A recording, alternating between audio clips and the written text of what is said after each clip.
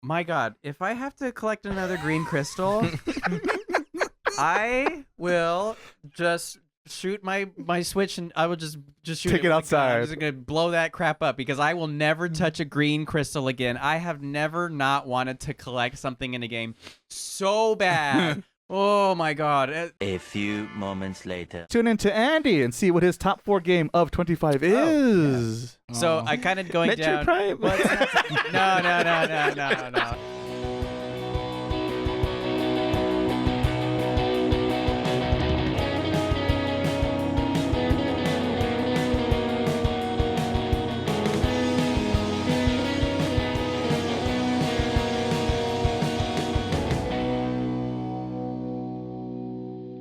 What's up, people? Welcome to Otaku, SoCal's bi-weekly anime and pop culture podcast. I'm your host, Ray, aka Sourdough Shonen. And today, folks, we have our best games of 2025 on the lineup for today. So get excited. If you're looking for recommendations, in case you missed something on this glorious year of 2025, we got you covered on this particular episode. And thankfully, we've unlocked it. Gentlemen, it's been a while, but we've unlocked the 4-player Smash Brothers mode once again here on Otaku Podcast. Because it's the 4-man roster. To my left, Andy, our missing co-founder of said podcast. The rotating fourth chair. Are you ready to share your games of 2025? Yeah, yes I am. Look forward to Andy's Super Nintendo hottest games of 2025. No more. If history proves on this podcast. No. We're gonna go higher. We're gonna go to the GameCube. We'll next. see. We're gonna go higher. Okay, he's taken off his top 5 games, but his personal awards. That's okay. Because this year we got personal awards, the new thing we're doing. So now it's Andy's play. I see Andy. Okay. But Frank, what's on your personal award this year? Switch games? Switch games. There you go. Okay, Switch games. So if you're a Nintendo Switch fan, we got you covered also on this podcast. And of course, our last but most important chair is Miles. Yeah, the Miles chair. He's all the way on the farthest left to me. How are you doing, brother? I'm doing okay. It's, we're getting ready for the game of the year. So yeah, we'll see how this goes. There you go. It's going to be an interesting episode, so don't miss a beat. But if you just can't wait, fine. Use the timestamps down below. Jump right to the greatest hits, and then come back to the week, see what we're up to. We've got more things to recommend for you, just like every time here on the Otaku Podcast. Without further ado, gentlemen, before we get into the 2025 celebrations, let's just see what we all been up to, and I'll set an example for you guys. All right, just show you how I'll show you how it's the process. done. Okay. All right, and by that I mean I'm going to talk like 2 seconds because I didn't do much because it turns out the holidays are kind of a busy time of the year, and New Year and this and that. Yeah. But let's see here. The big thing, I guess, for me this last week or so that maybe will put a smile on Frank's face is One Piece, Frank. Oh. Been doing some One Piece. We're back here again. Literally the ship again. And again, it's been a minute. It has been quite the voyage of 2025, and now it's leading to 2026, and probably forever at this rate, apparently, if we look at when that manga started. But I got up to, I guess, would be part 1 of the anime of Egghead, and then I guess I'll start at part 2, where finally, after all these years, Frank, we know what Kuma's real journey is. The real deal. Wow, you watched a lot then. Yeah, it was a bit of a marathon. Finally had a free day to myself, and I told myself I'm binge watching. Unlimited power. Pretty much. And so got that to that new fancy opening I think you showed me a while back. Finally caught up there. Blows my mind thinking about that tease of Kuma ever since the end of Thriller Bark, which was like 10 years. Decades ago, at least a decade ago, to finally hear what happened that fateful day. Bananas. Absolute bananas. I thought you were reading it. I was reading for a long time, but now I guess now it's in the anime. So in the manga's like one arc ahead, but the anime is right behind it in previous arc. And most of the last year I've been reading it, but on what was the current arc, but now it's the old arc. I switched over to the anime because I heard all of a sudden they care about animation. Oh, yeah? Yeah. It got better? Yes, and boy, did it. Really? It's so weird, because I've never seen a lot of the anime, but I've seen a little bit just by osmosis of being an anime fan. And yeah, it's like night and day. Just like the anime openings alone. Well, pretty much what, in Wano, Frank? Is that when the animation really kicks off? Yeah, I think so. Yeah, because... It looks like a whole decade later almost. Like, wow. It looks like something, early 2000s versus, yesterday. So, very surprising, I guess. But I mean, great for One Piece fans, and I guess now I'm a part of the One Piece crew, Straw Hats. Woo! Let's go. Without getting into spoilers, one of the biggest fights, I guess, with the real evil mastermind in One Piece question mark, or one of them question mark. I am curious to see how that's going to work, since we don't know anything about these guys, let alone their powers and abilities, this and that. So I am curious to see how big of an epic fight we have going on, because I was kind of more interested in the fight with the Admiral guy, the Kyu. What's his name with the light ability? Kizaru. Kizaru, there you go. So I'm kind of curious, since that one's been a little bit on the back burner, perhaps. So we'll see what happens. I'm looking forward to what happens on Egghead, because it feels like no one should be able. It's not looking good for our heroes, because secrets are revealed, and the world maybe doesn't want those secrets to be revealed. Mm-hmm. So there you go. There's my One Piece update this time on the podcast. And the other thing, I guess something maybe for Andy, maybe question mark, as I kind of teased before we hit the record button, is had the Peacock subscription for the month of December. Oh yeah. And decided to check out the lukewarm, referring to the timing of release date, maybe the show also, of The Paper. Oh, okay. I don't know. Have you seen The Paper, Andy? No, I've Okay. heard of it. Yeah, it's something. So for those who don't know, The Paper is a pseudo sequel, I say with big ass quotation marks, of The Office. Oh yeah, I've been wanting to see this. Yeah, I haven't seen it yet. And it's 8 episodes, is that right, Miles? Yeah. So it's pretty over short, and they kind of dumped it all on Peacock. They didn't show it on television. They just put it out there for people to see if there's interest, right? And before I even started, I was like, ugh, The Office. Like everyone, there's been like so many shows trying to do The Office. Some are a little bit more successful than others. But it's like, how do we try to do The Office again? But also, it wasn't The Office, because all I saw in the trailers or the things they showed on television is like, oh, it's an actual newspaper and not trying to sell paper, I guess. And seen all 8 episodes now. Wow, that's I didn't know I bought an e-ticket to Disneyland with that roller coaster ride of that series, because there was some highs and there was some lows. Oh yeah. And I just, at the end of the day, quality, right? Yes. Oh okay.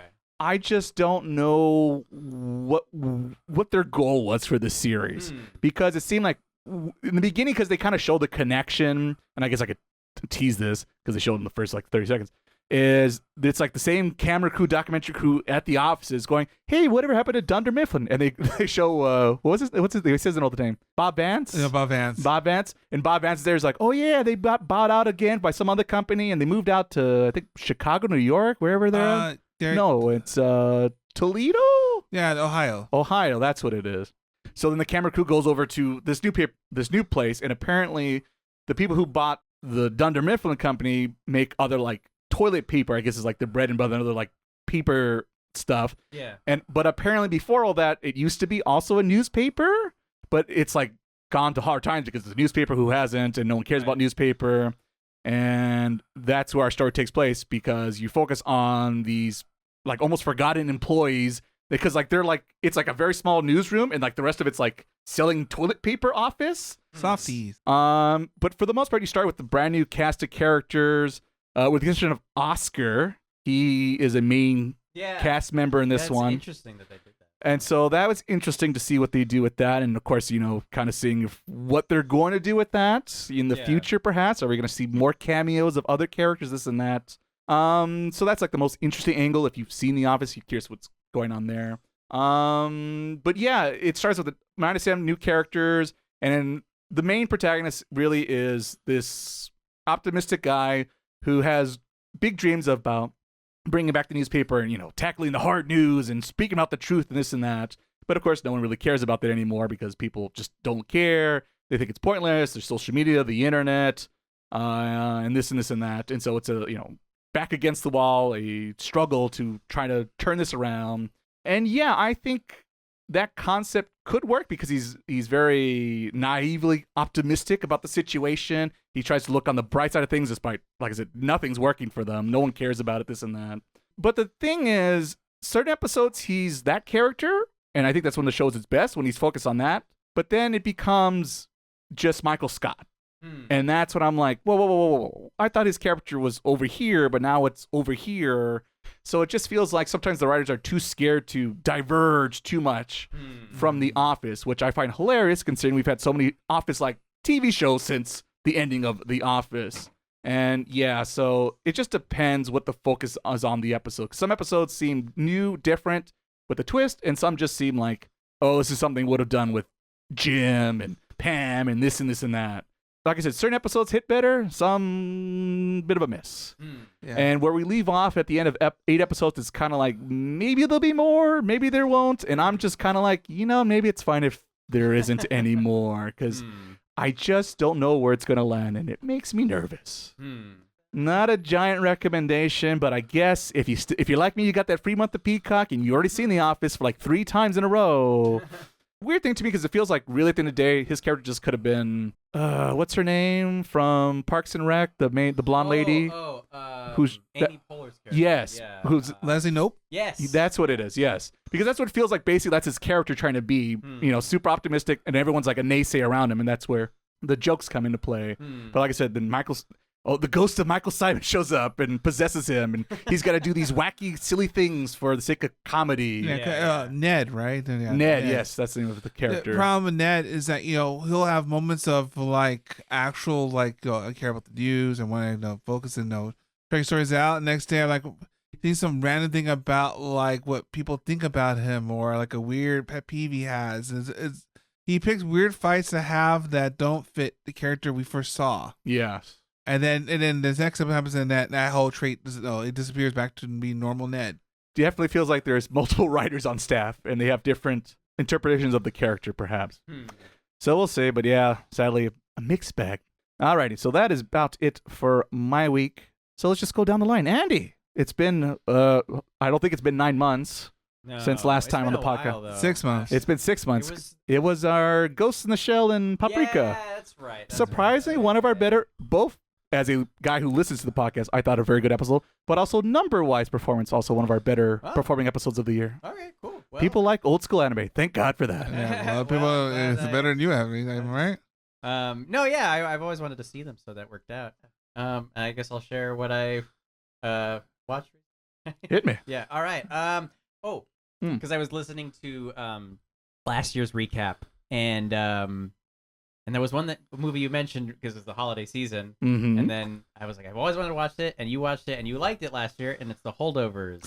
Ooh. I finally watched it, and I will say that I think I can safely say it's like top 5 Christmas movie for me. All right, you're welcome to come back. You'll be back on the later this 2026, Andy. You're still welcome on this podcast. One more year. Good. I could not believe I my expectations were already really high because I'd heard so many good things, and that one actress won the award. I'm like, oh, it's supposed to be a good movie.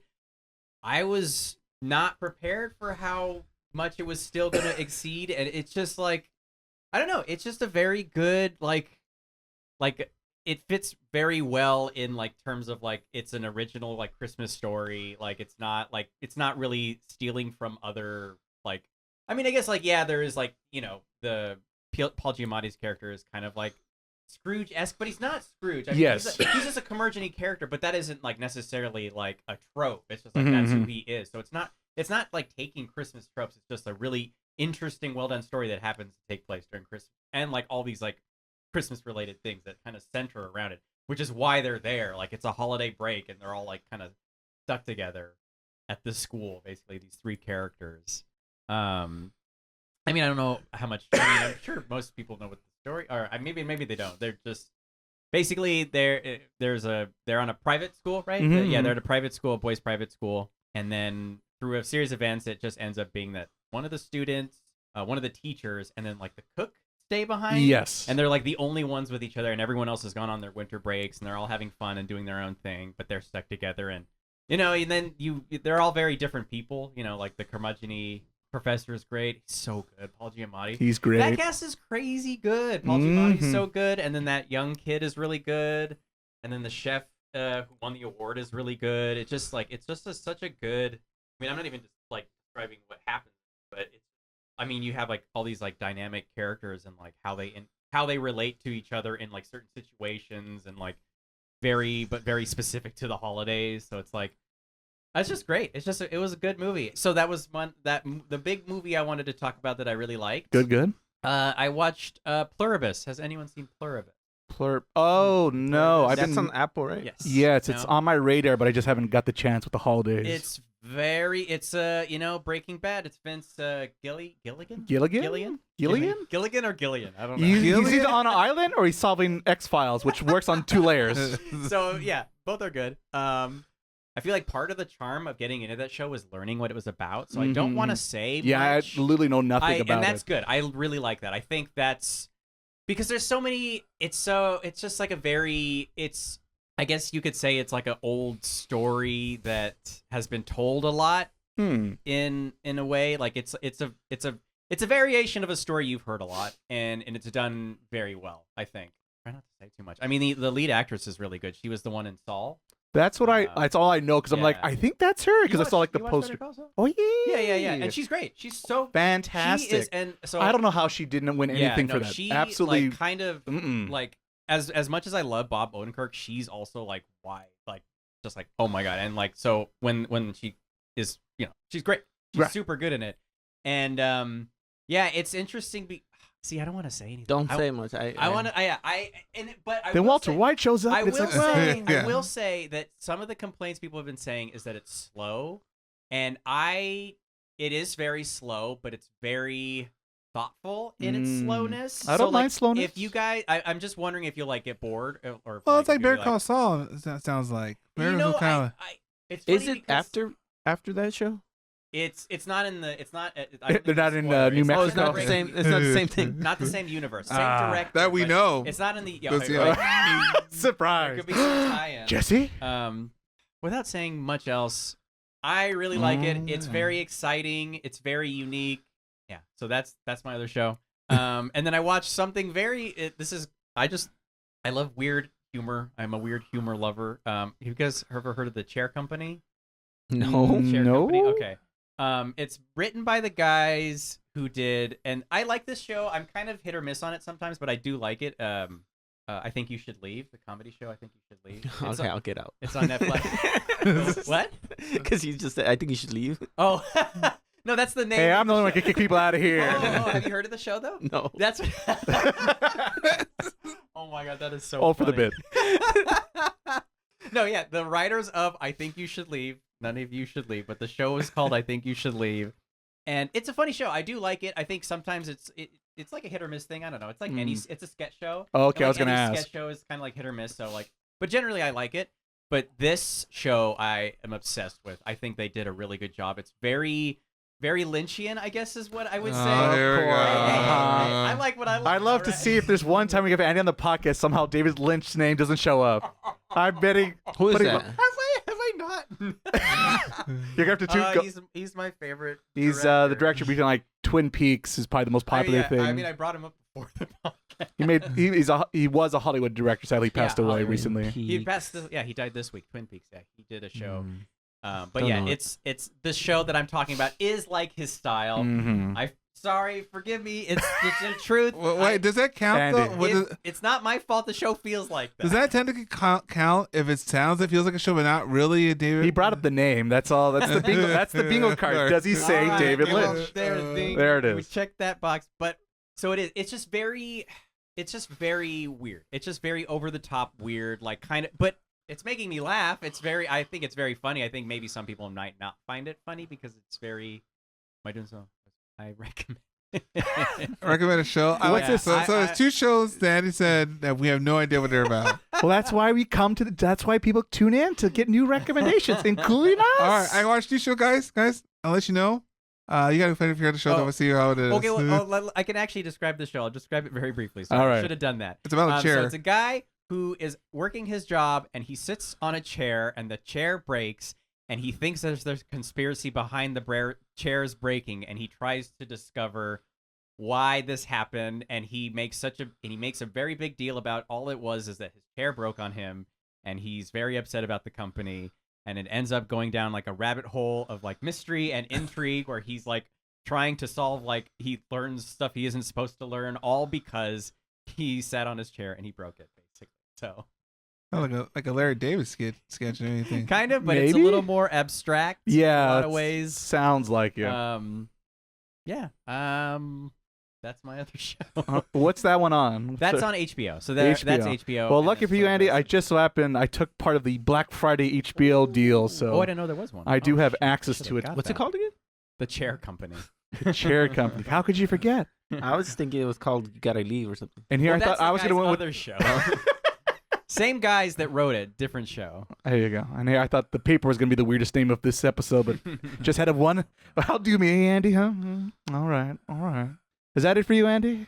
Yeah. That's I it feel for- like I was You- talking in circles. there You a got bit. more weeks to go. He's got me. He's got to catch it up. Wait, what do you mean? Oh, You haven't been here for 6 months. oh yeah. I mean, I did. I just was like, I don't. Oh, I do have something. To say, Oh, though. see, I knew we could squeeze one more out of him. Okay, well, this is sort of a story-ish thing. I don't. Is that if I Hit me. talk a little bit? I like a good story time. So Story this time. is the story about how I had the Switch 2 for one day. Alright. Okay. Now I don't. All So right. So Metroid Prime 4 is coming out. This is like a couple months ago. I'm super jazzed. I'm like, I'm gonna get Prime 4. Metroid Prime is one of my favorite games of all time.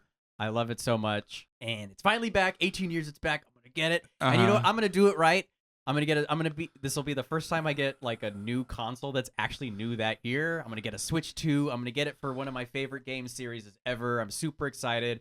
I have like $25 off for Best Buy. So I'm like, Yeah. I know Nice. this is gonna be really Cash that gift card? It'll contribute to some part of this Switch too. So Okay. I'll be. This is fine. So I go to Best Buy. I get the Switch 2, and then I bought a screen protector for that Switch 2. Okay. So I'm like, I'm not. I hate scratches. Never getting a scratch ever. Never. So I'm gonna get the screen cover. I get the Switch home, get it all set up, and I start applying the screen protector. And you know how with the screen protector, obviously, like it's usually like not like a you do it right the first time trick. You kind of have to like sort of like Get those bubbles out Do and you this and have that. a screen protector on your Switch too, or do Yes. Yeah, we both do. See, when it comes to that, I go, Miles, do your thing. Oh, okay. Yeah, we both do. Okay. So yeah, and I feel like that's just. I mean, that's kind of how I was raised. I'm always getting screen protectors. My granddaddy got screen. I don't need protectors, insurance. I got a screen protection. I mean, kind of. So yeah, so I get that, and I apply it, and I get the bubbles, and I'm like, oh shoot, I gotta peel back. So I peel it back, and and then I put it back on, and then I notice one of the bubbles that was there originally is still there, and I peel back, and then the bubble, when I peel back, Oh, the no. bubble still is on the screen that came Oh. with the console, and I'm like, and my first thought is, I just damaged the Switch. Uh-huh. I was like, I don't know how, but I think something on this screen protector was like on this adhesive and touched the screen and like messed with it basically. Mm-hmm. And so now the screen itself has some sort of defect on it that appeared right as I applied the screen, because I looked at that screen before I put on. You're You right. know, like you should. Like I'm like looking Right. under the light. Like, is this actually dust free before I apply this? So I'm like, okay, it's good. And so I peel it back, and then I'm like, I damaged it somehow. And then I peel it back, and I see another spot, and I'm like, what the hell? Like, the screen protector did something to this. And I'm like freaking out. I'm like, oh my God, like I voided the warranty already. Right. Like, but it was still like, I thought I damaged it somehow.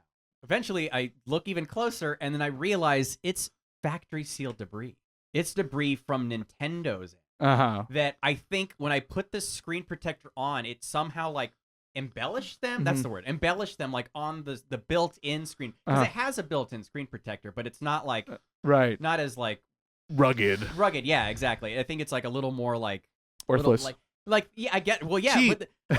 Wow. but basically, all that's to say is that I bought a Nintendo Switch that had like dust particles like Inside, yes. inside the device, Mhm. and I was like, oh my God, I am so mad at Nintendo right now that they would like put this product into the world. It's fine. And Ship it out. So I said, no. And then I went back to Best Buy like the next day, and I said, yeah, I don't want this. This has this. And it's like they are small, but I'm gonna keep look. I'm gonna look. You're at gonna those. see it. I'm gonna look at it This like is- yeah. every time I play that, because I just if I had gotten those like a year in, I'd be like whatever. But like, Mhm. the next day, I'm like, Especially when you No, paid no. good hard money for that Yeah. thing. yeah, exactly. Was it free?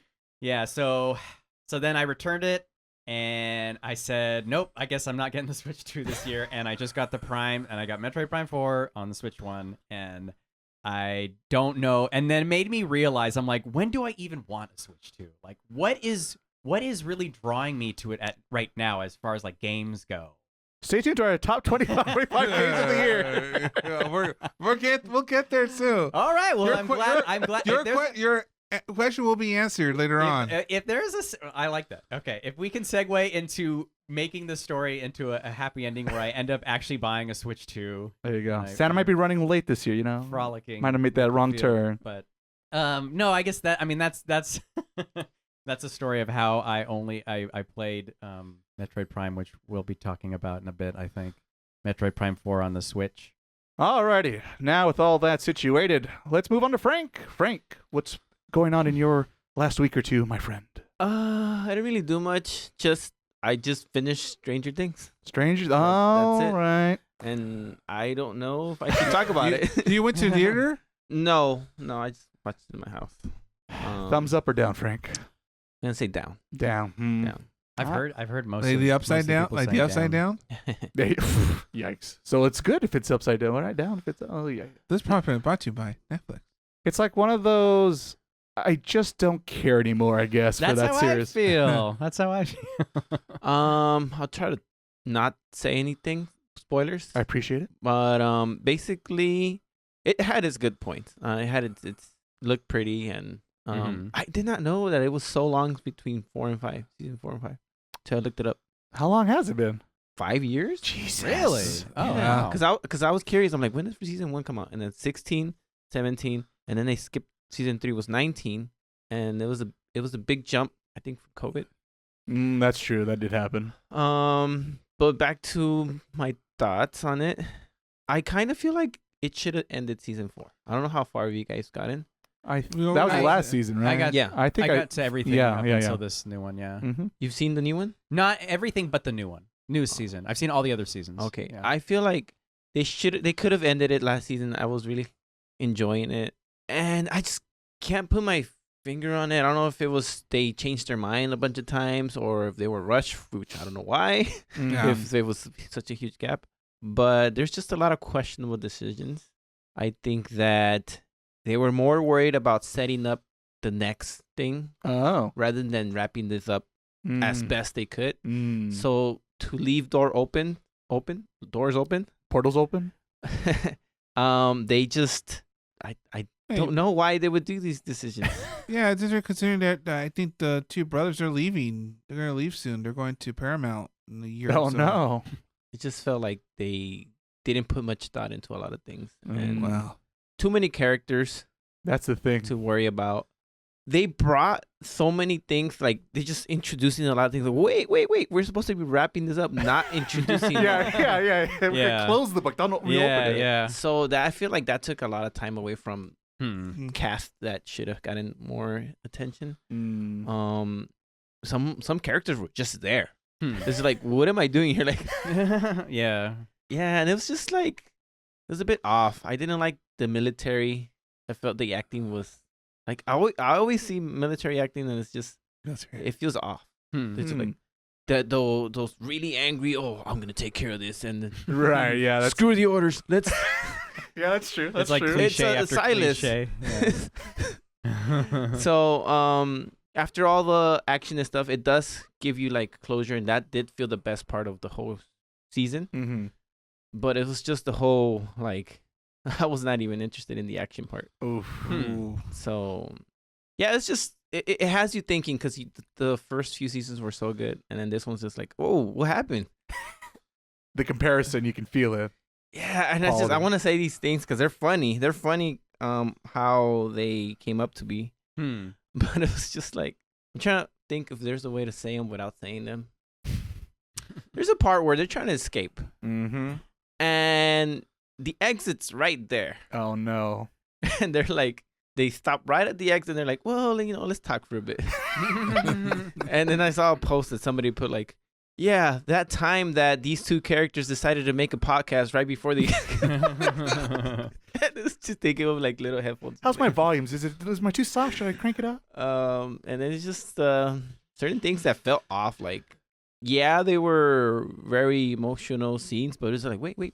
it's cool and everything, but why are you saying this right now? Like, the world's ending. We Yeah. shouldn't worry about See that it. giant monster behind us? We should like skedaddle. And that's another thing that I felt was off.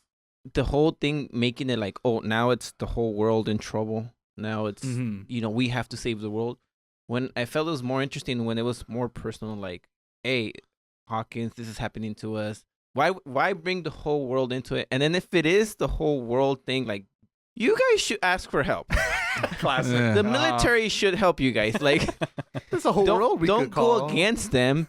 Maybe the military is doing what they're supposed to be doing and trying to prepare for a Alien level invasion? 5 mutant threat. Yeah. So it just seems odd. Like, okay, these high schoolers are gonna save the world. Yeah, who are 30 years old now, probably. Maybe only 2 of them are worthy of facing this threat. The rest of them are It like, feels like a Dragon Ball situation where it's like there's only Goku and Vegeta left. Like, what's the point of like Yamcha anymore or something? yeah. So I did find that I had a lot of questionable decisions, but I would say I would give it 5 out of 10. That's middling. Yeah, it's just That's middling. Not the good kind of middle. Mm-mm. I can't overlook those decisions, but I don't even know what to say because if you've watched it and you like the show, you want to finish it. Right, of That's kinda course. how I feel Part of too, it is yeah. just like maybe you should just stop at 4. There's Dexter comes to mind, perhaps. Yes. Classic But I example. guess if you want to see it, the You conclusion, gots to know. it's not a total waste of time. Hmm. It's getting there though. Almost. Oh well, swing and a miss, I guess. We'll see. It's maybe on the back burner of my Netflix queue list, perhaps, with that critique. But I appreciate it, Frank, nonetheless. Anything else? No, that's it. That was your big. I mean, that sounds like a lot You of know content what to was consume. good? What was good, Frank? The Stranger Things pizza. There's There's a lot of stuff you can find right now in the supermarket. They were selling a Stranger Things pizza. Oh, like a I think frozen- I got one frozen last pizza. year or something. Yeah, it's Oh. like branded like from the show, the pizza guy, right? Mhm. Yeah. Mm. Yeah, there's Is like that what you're Surf talking City about? I don't know if Pizza. it's. I don't know if it is. Oh, Oh, maybe maybe it was that season then when they were promoting it that I'm thinking. Never mind. And then the other thing I got was the soaps. For of course there. Why not? If there's pizza. Right, Why is it right not now? soap? Right now, I'm using the Vecna soap, which It's like the Gendo. Back It's like the to Gendo soap. commercials. You see, like, Oh, with the him weird shaving, advertisements. with him shaving. It's like this man just killed like everyone. It's fine. Sitting. So what's the cool racism But he his has though? face has never felt smoother. Also getting the damn robot Shinji. hey, you know what? I like it. I like it. I like buying stuff like that. Even if I don't like a show too much, when there's merch, I'm like, oh, I'm in. I love that the shampoo counts. There. Every marketing person the just soap. gave a thumbs up to you right now. Yeah. And the best one is 11, the soap. Okay, I'm glad you already ranked them. Yeah. Of course. The next one I would say is Steve. I do like that, Steve. That one's kind of neutral, like not too strong. Well, that's like The 11 is a little like fresh smelling. Like I forgot. They also have like texture levels. Okay. I think 11's the softest one, and I think Steven's like the middle. And then This is Vecna is like funny. the rough one. Oh. okay. And that one smells like sort of like a cinnamon cinnamon candle. More like more wax than cinnamon, but it's like a hint of cinnamon. All right. Okay. More wax. Are these hand soaps? They're like body soaps, Oh, body Okay. wash, but I okay. guess you could use them for your Yeah. hands, too.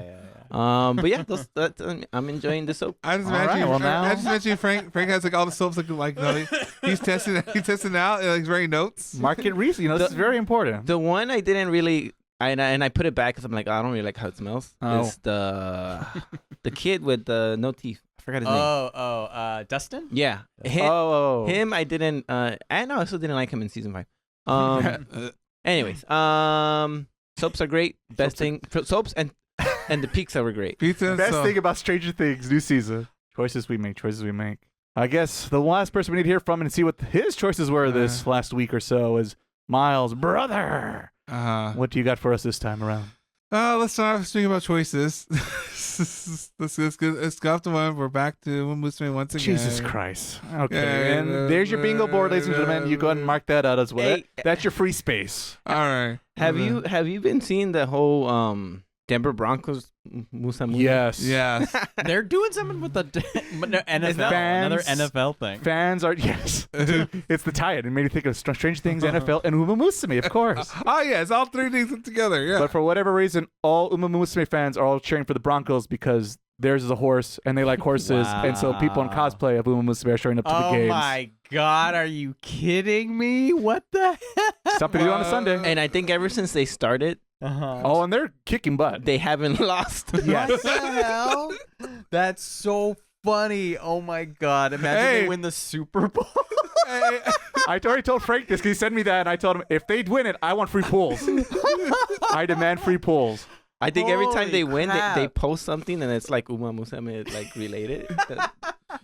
But yeah, in my case, the most time now I was trying to do the championships meeting right now, which I think is like like soft water, terrible. Oh, the conditions. Like, yeah, because like you had like soft ground because I had to get some of my horses to get like specialized for water, and it's Another run. And then every time, no wait, huh? No, it's just none of that. No, it's just not. So, Everyone wants to be at the racetrack. and I think the game runs slower now. I think It's not as optimized ever since the new mode came out a few months ago. Yeah, Hmm. so it's a little not, Chuggy.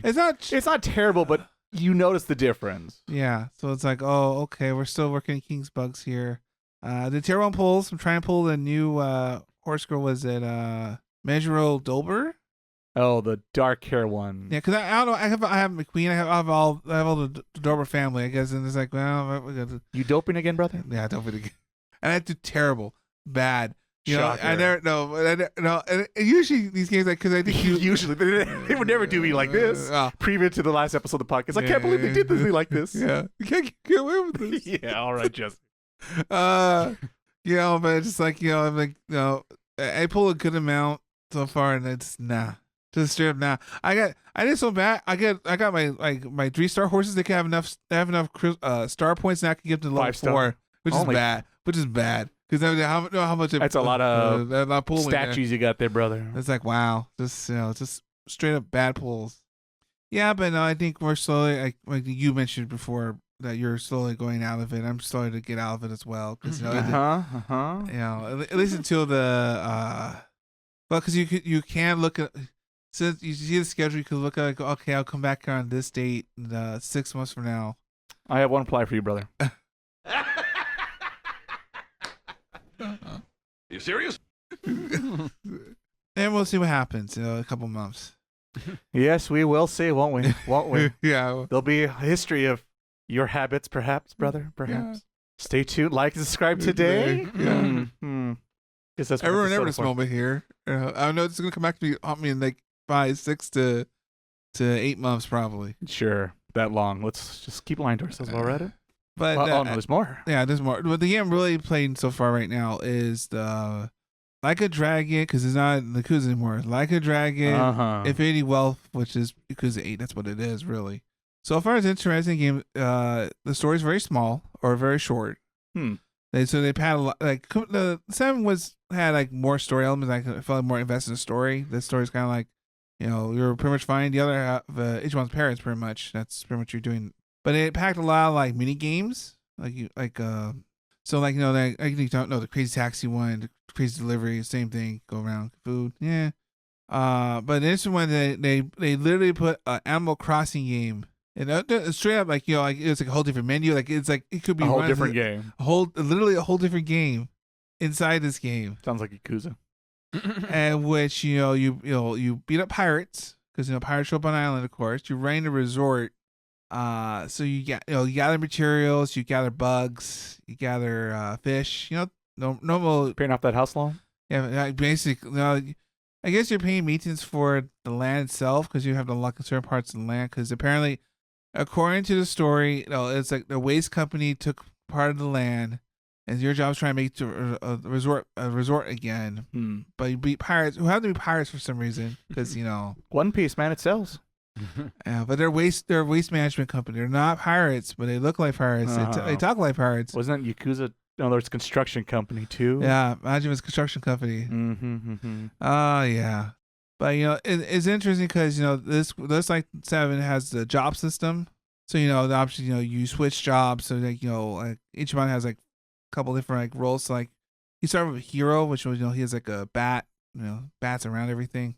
But he had like I guess like Aquanaut, which is basically a surfer guy. So he could do surf. But I guess it's interesting because they added kind of like Persona. They added skill like and it's an inheritance. So for certain jobs, like if you like level jobs to a certain point, like say I want this skill, but it's all the way like a level 10, I need to level my guy to level 10 to use the skill. Then I could go back to my normal whatever other job, and I could use that skill as like a inherent skill. So I don't have to worry about switching jobs if I want that skill per se. So my character will always have that skill, despite changing jobs over the place. Mm-hmm. And it's interesting because they did it. It's like it's really enhancement of 7. So like please look there's a lot of combo moves now. A lot of if you level your guys bonds, if you guys know you do your S links, that's what it is. Mm-hmm. If you do your S link at a certain point, then they attack before you. They finish off the enemies that you attack. Combo attacks, I guess, things like that. Mm-hmm. But they really encourage you to progress your bond because there's bond level and there's drink links. You have a drink, you talk about learn about their story. Oh, right. A lot of but it's funny because it's like a bingo board. So you go around town like I filled a bingo board. If you get a bingo, your bonds get stronger. So it's like little tidbits about each character, things like that. But overall, the story's okay. They pretty much it's pretty much a send off for Kiryu, pretty much. Sure. Because the man like the last guy, because I talked about the man who erased his name. That was kind of like set up pretty much fixes Six's problem and gives it sets it for this game pretty much where Kiryu is now. And it's like pretty much, this is a send off for him, I'll believe it when I see it. Yeah, but for real, for real, these guys. But it is funny because Ichiban kind of gets lost in the show. Like he's here, but he's like his story is really not important. His Kiryu's story is really, so it's hard when you have the two protagonists, right? And they're trying to pass the baton, but like the baton, like no, you need to let go of the baton. You need to let go. It's like classic Goku and Gohan again. Yeah. I'm gonna need it back. But I thought I need it back now. So we'll see because I think that I suppose I'm leading up to a fight that will change the game or change the story. Not usually do it in the middle of the game. Usually change with flip the story, flip the script, and like secrets revealed, things like that. My goodness. But we'll see what happens next time on here. And there we go. Oh boy, this episode sure is juicy, isn't it, Commercial Miles? That's right, Commercial Ray. Hopefully, hope you are enjoying our takes on gacha games and Frank's always crazy wild tales of things he goes through this week. I wish there was like a way for other people to like listen to all these episodes that we've been doing for several years now of the Taku Otaku podcast. Do you think there's such a place out there on the internet for them to listen? Well, you can always check out our website at www.takuotaku.com for easy access. Though we're also on your favorite podcast listener. What? Like Spotify, Apple Podcasts, the various podcast catchers out there? Whoa, that's crazy. I know, right? We're going everywhere. We're even on YouTube. Whoa, are we real YouTubers, Miles? We're nothing but YouTube shields now these days. Too bad we actually don't charge a penny for this podcast. But with your help, one day we might. The true goal of this podcast. Woo, all right. Weeks are completed, gentlemen. Now it's time for the main show, the reason we're all here today in this fancy new year of 2026. So gentlemen, let me explain the rules to our listeners out there in case they're not familiar how we do our little game of the year episode. So it is our top 5 games of the year, but they don't have to be necessarily games that came out in 2025. Basically, they just have to be a game we played in 2025. Ideally, a game maybe our first time through, or maybe we finally finished it. Maybe we started it, but then only got the first few hours, then came back to it a long time ago, like Persona 3 for me. Gotta get back to that Reloaded game. So that's up for grabs. Anything that's a remastered, that's fine. So it doesn't have to be literally came out in 2025.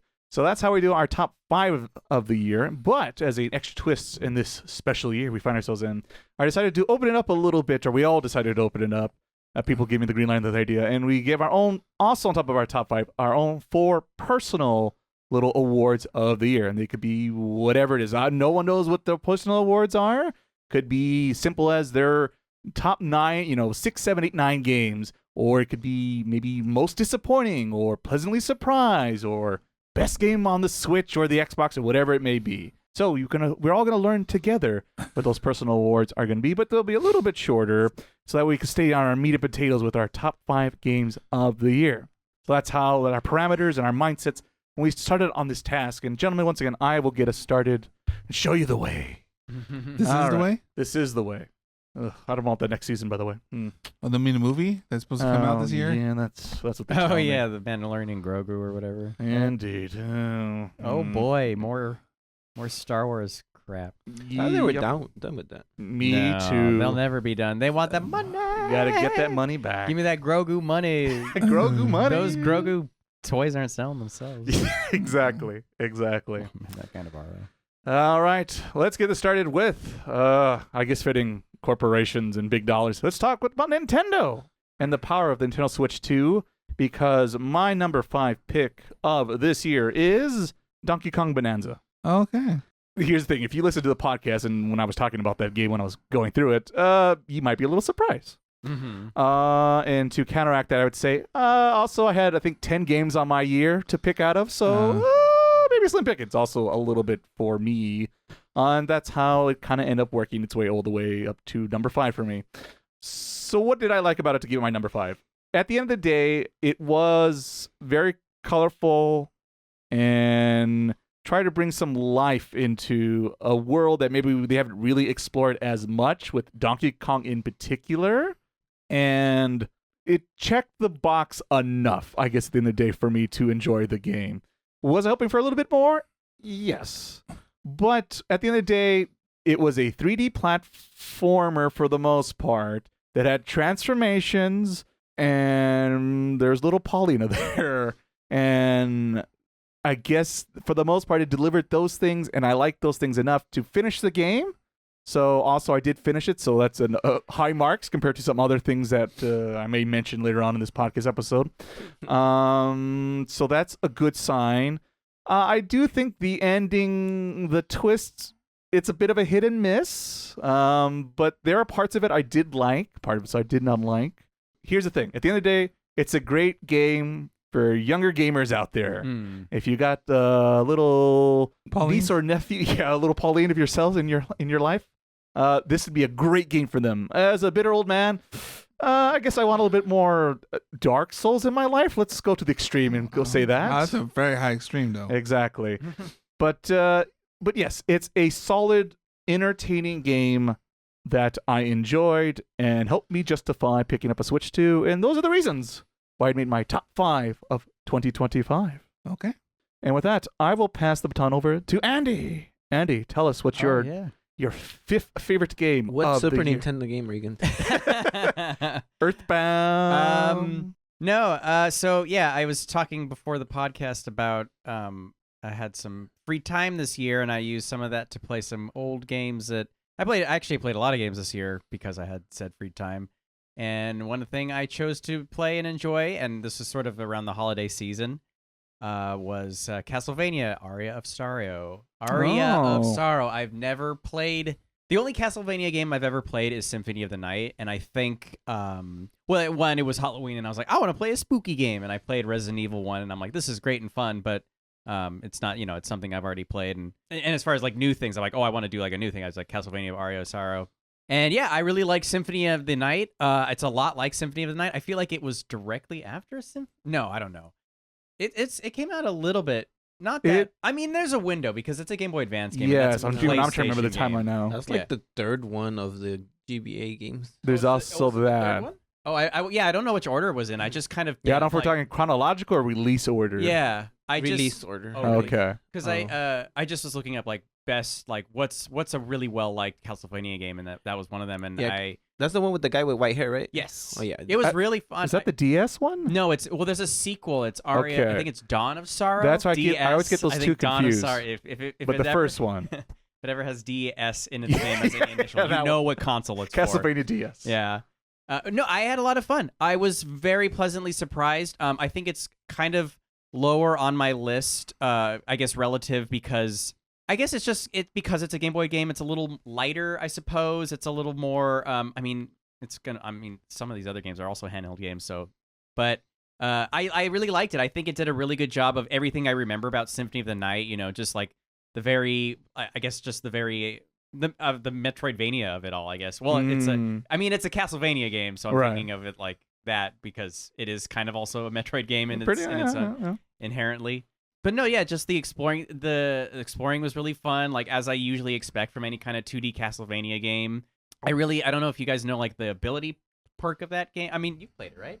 Yeah. So it's like you defeat monsters and occasionally you'll get like a new power up and that you'll have like a unique new ability that you didn't have before. I guess it's like trying to think of another game. It's like almost if you're Kirby and you suck up like a monster and then you always have that thing like on hand, like you're like, oh, I can always use this cool crazy chain and that was like really fun to like, because you find like it's not necessarily that you find them at a certain point. I feel like it's somewhat randomized when you get these abilities, and I feel like it almost gives it kind of like a roguelike quality because of that.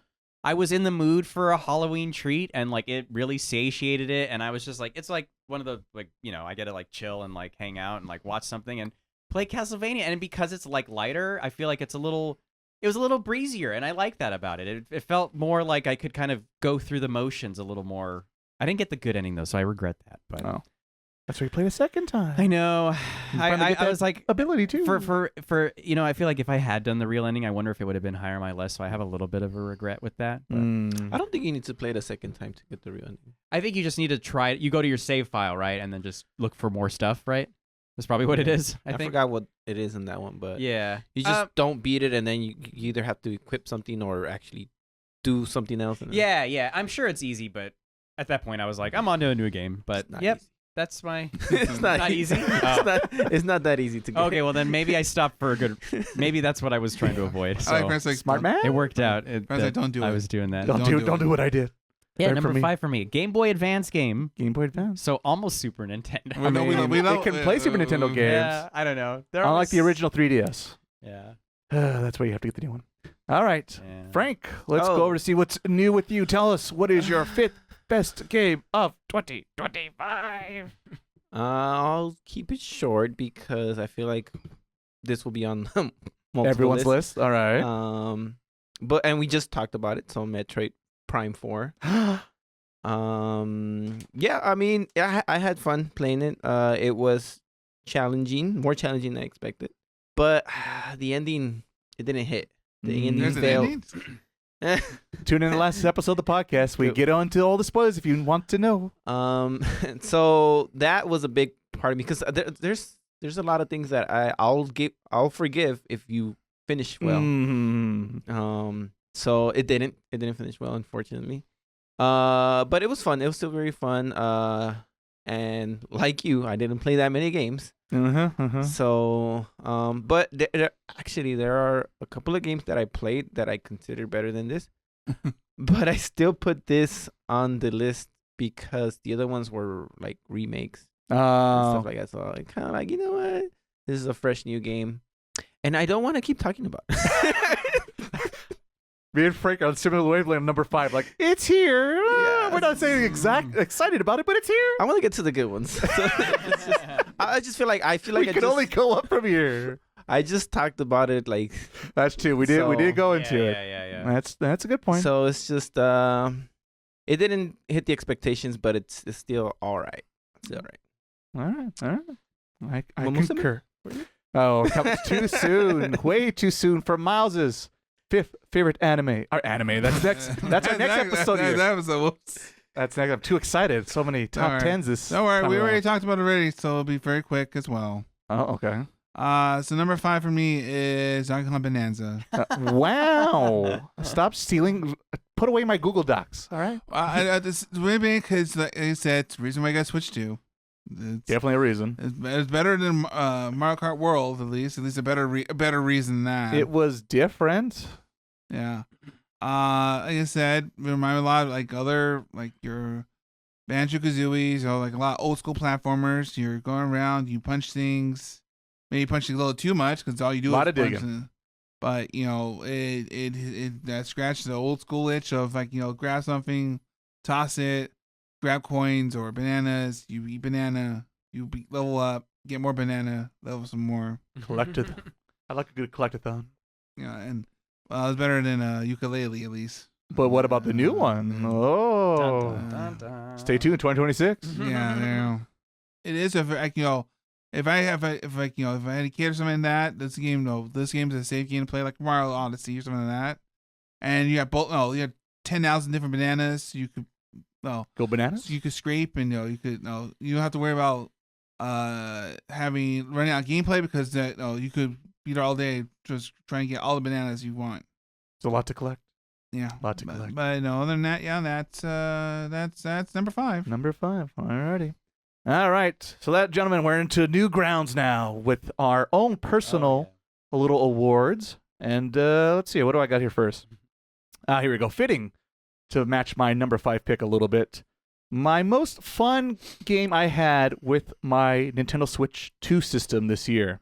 It was not a brand new game from the Nintendo Switch 2 catalog with our limited games we have, but was in fact Splatoon 3. Because when it first came out, they did an update for the game, increased the frame rate to a nice smooth 60 frames per second on pretty much anything, even the menus and walking around the town, let alone playing the game online and playing your matches. And they even brought back the little Splatfest for that one time, pretty much that same month when it came out. Mm-hmm. Ton of fucking fun. I forget how much I enjoy that game.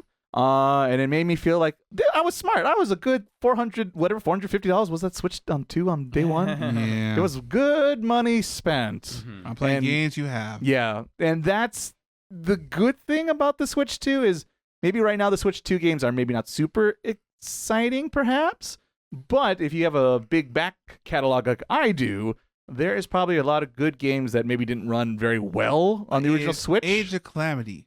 Age of Calamity. That's of Calamity. That's an example.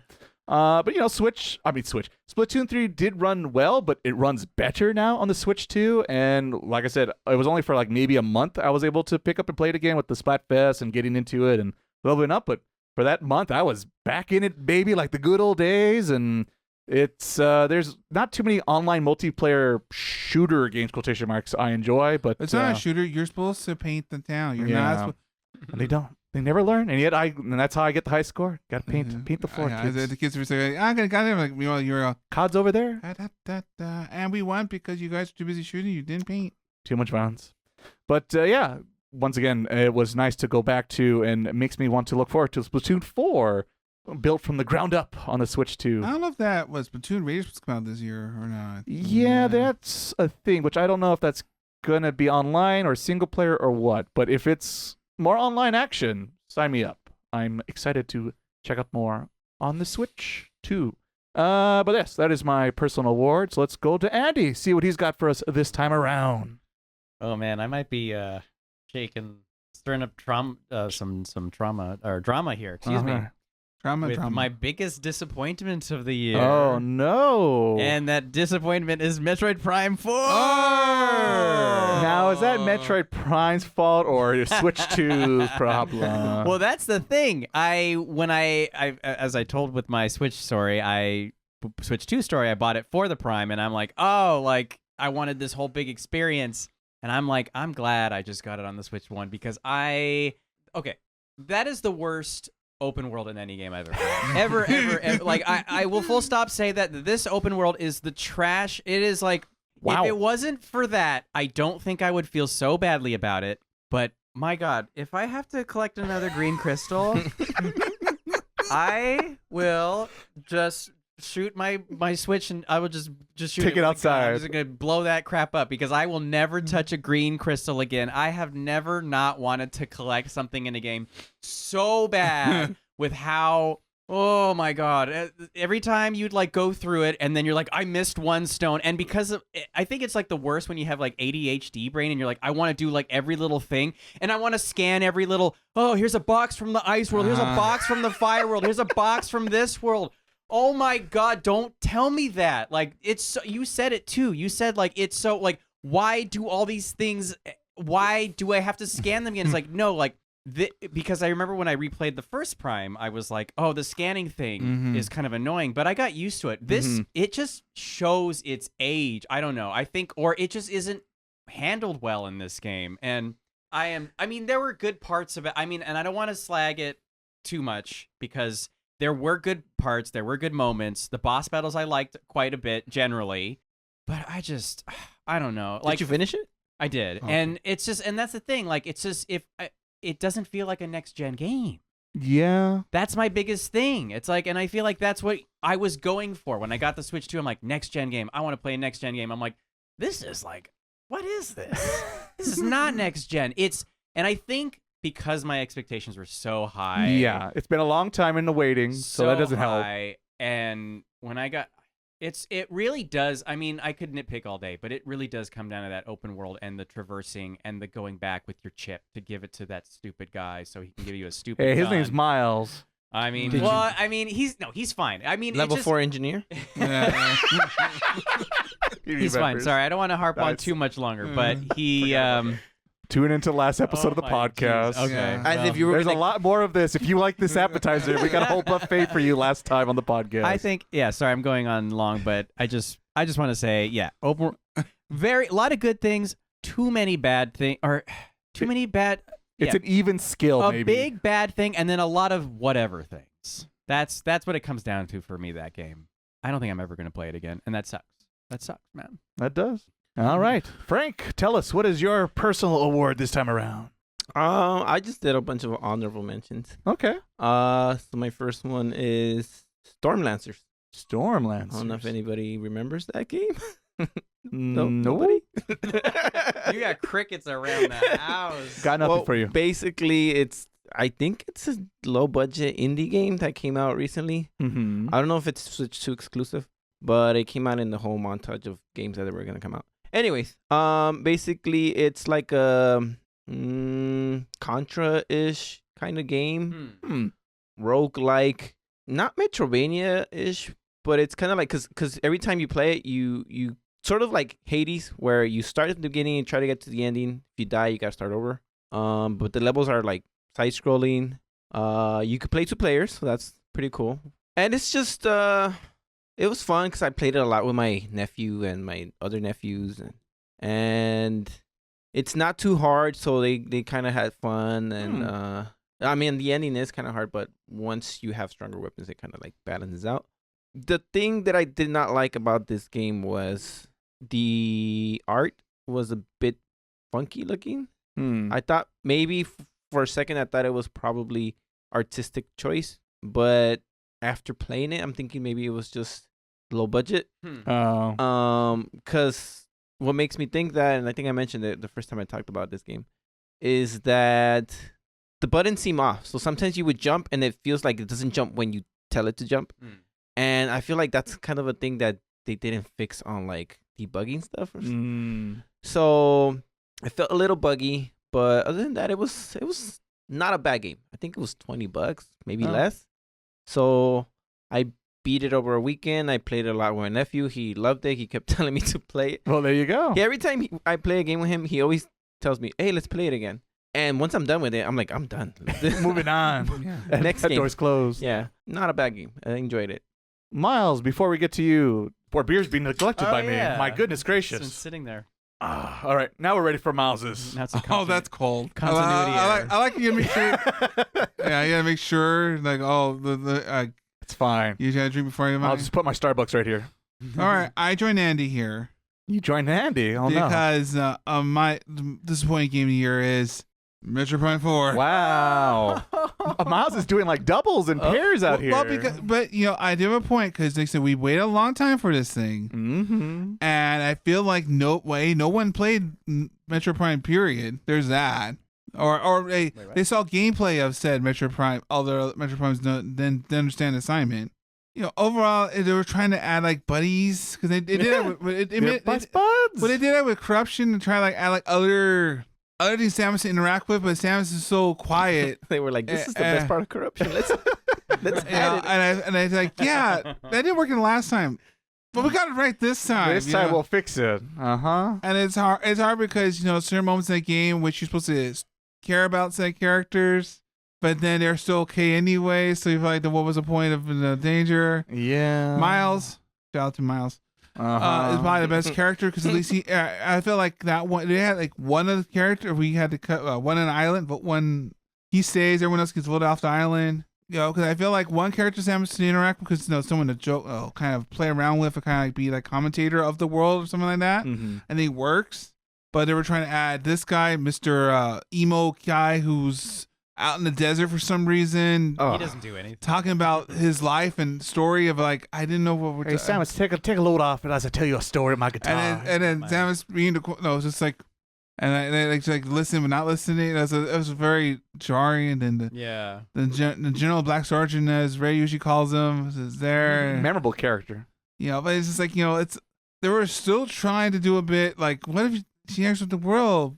But she's a solo adventure. It's not how that game is, I did collect all the green crystals, every single gosh darn of them. You got them all? You can't get them all? You can't get them all because after you pass the threshold to get the last suit, whatnot. No, you're not done. So to get 100% game, because I hate myself. Yeah. You have to get all the scans and you have to get every single crystal. So you can see her take her helmet off. And then for the cutscene about the guy. I believe that's what YouTube is for, gentlemen. That's what I did. Well, I didn't even bother because at a certain point, as soon as I did that, I took a break and never came back. Because that was just, after that point, I said, no, the crystals didn't make any sense considering the crystals are, according to the game, the evil stuff. Yeah, that's the other thing, narratively speaking, which I guess we'll avoid that.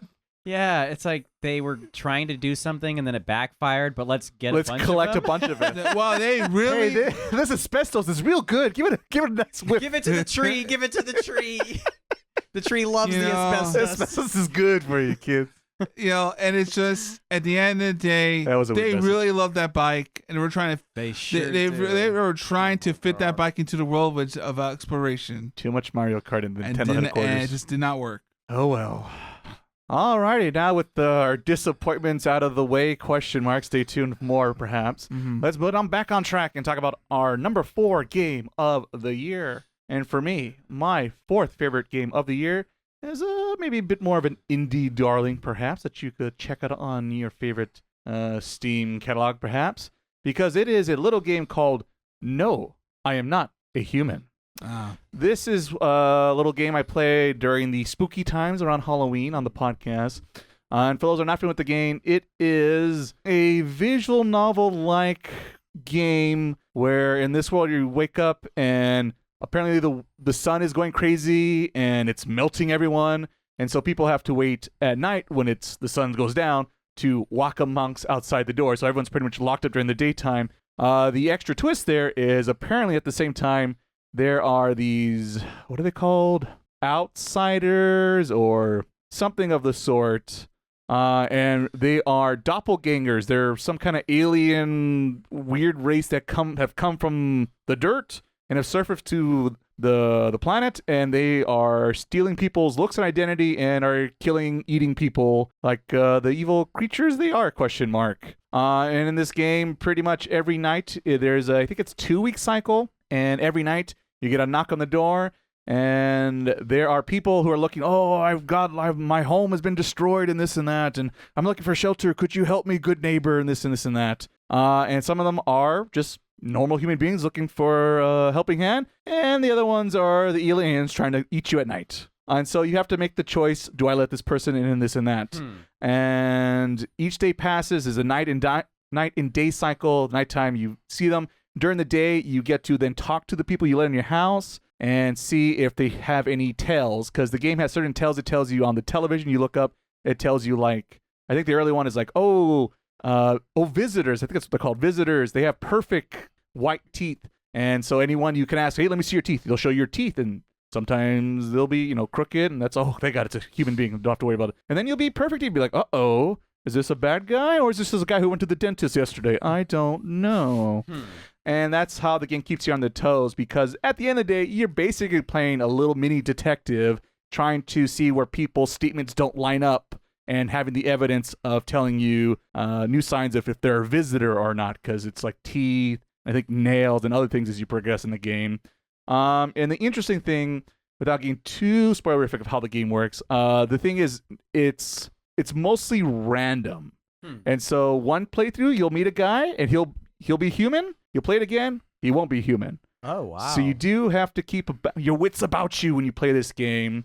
It has multiple endings, so I want you to keep replaying. Like I said, it's only like a 2-week cycle. The game's pretty quick, and I just like the fact it really keeps you on your toes, because if you're not paying attention, the characters will look nice and friendly, and they'll be like, "Let me check your teeth," and you'll check their teeth, and they'll be like, "Perfect," but they'll make a comment like, "Yeah, my teeth sure are ugly, aren't they?" And you're like this is a telltale sign of like, no, they are not human. So I like that it really, you have to read the little things of dialogue they say, because if they don't match up, boom, that's a cue to be like, get them out of there. And then you get to you can either kick them out using the government, because twists and turns happen as the game plays, or you can take care of it yourself with your sawed-off shotgun. So yeah, you gotta keep an eye on the people you let in your house. But the twist is you also can't be by yourself, because that's also an instant game over, because the boogeyman equipment will show up and take you out instantly. So you do have to let people in and just keep your wits about you. Bum bum bum. But yeah, it's a really good game. I think it was like maybe $20 during that time, and like I said, a bit of an indie darling for myself. I just looked at it. Looks creepy. I Yes. just looked it up. The art visual style is creepy. Yes, very leaning into weird and creepy. What's it called again? No, I'm not human. No, I am not a human. Very good game if you like a little bit mystery detective stuff going on. Highly recommend it. Really Classic Ray my gameplay God. scenario Yeah, right it there. looks creepy. So Frank will never play this game. Then? Too spooky. Too spooky. It's not Resident Evil 5 exciting, right, Frank? Oh yeah. Tune into the last podcast episode. But let's tune into Andy and see what his top 4 game of 25 is. So Oh. I kind of going Metroid down. Prime. Well, no, not I haven't said that. Metroid Prime. No. 4 for 4. So this is a game I've always been curious about, and I never played it until this year. But then I was all up on my free time and 3DS, and I played. This is gonna sound crazy. Uh-oh. I don't know why I feel like it's gonna sound crazy. Picross for the first time. Oh. I'd never ever What? played Picross. Which one? The 3D one? No, I played the original Nintendo Mario one, Picross? Game Boy Mario Picross. I don't even know what you're okay. saying. I I don't don't feel like you're. I don't think I've seen Miles light up so much in my life. Like, Put away the Christmas tree. I already got Miles over here. I was Really? always curious about it because I had heard everybody like I'd seen so many, and I was looking for old How do you games. spell that? Picross. across. Mario's Picross. Yeah, I mean it's like one of those classic Game Boy games. I'd always seen the cover. I was always curious. I think I might even tried to play it a few times, and I was like, I don't really get this. I kind of was like put off, and like didn't really click with me right away. Didn't really understand. But this time I was like kind of like I was looking at like I did last. I mean, I guess it's not Super Nintendo, but I'm looking back at old games that I'd never played, and I was like, you know what? I'm just gonna give this a shot. And slowly but surely, I just kind of got sucked into it. It's just it was using my brain in a way like. I was tapping into a problem-solving part of my brain that I don't think I ever had before. Is it like Sudoku? Kind of. I was gonna yes, say, it's that's the weird, and that's closest. It's so hard to describe because it's almost like it's like Sudoku and Minesweeper, but Yeah. like Minesweeper if you took all the numbers out of the box and put them along the side in like grids in a way, and like those.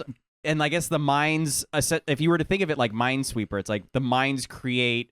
At the end of the game, at the end of every like match, and there's like it's like basically it's a grid system, and there's numbers on the side, and you use like context clues of the numbers that you have to determine where a particular like mark you make is, or like a square, and like if you correctly match it all up, it'll make like a picture, and at the end you go, oh, it's a kitty cat, or it's a tree, or something like that. You know, it's usually something kind of like quaint and simple, but like, Right. but there's also like Mario characters. Sometimes they have like, oh, it's Mario now. It's Whoa, so cool. he's in his own game. Let's say I have everything of those games. Yeah, all the Picrosses. All the Picross S, everything. And we got like this anime stuff because they have Overlord and a bunch of other. Oh yeah.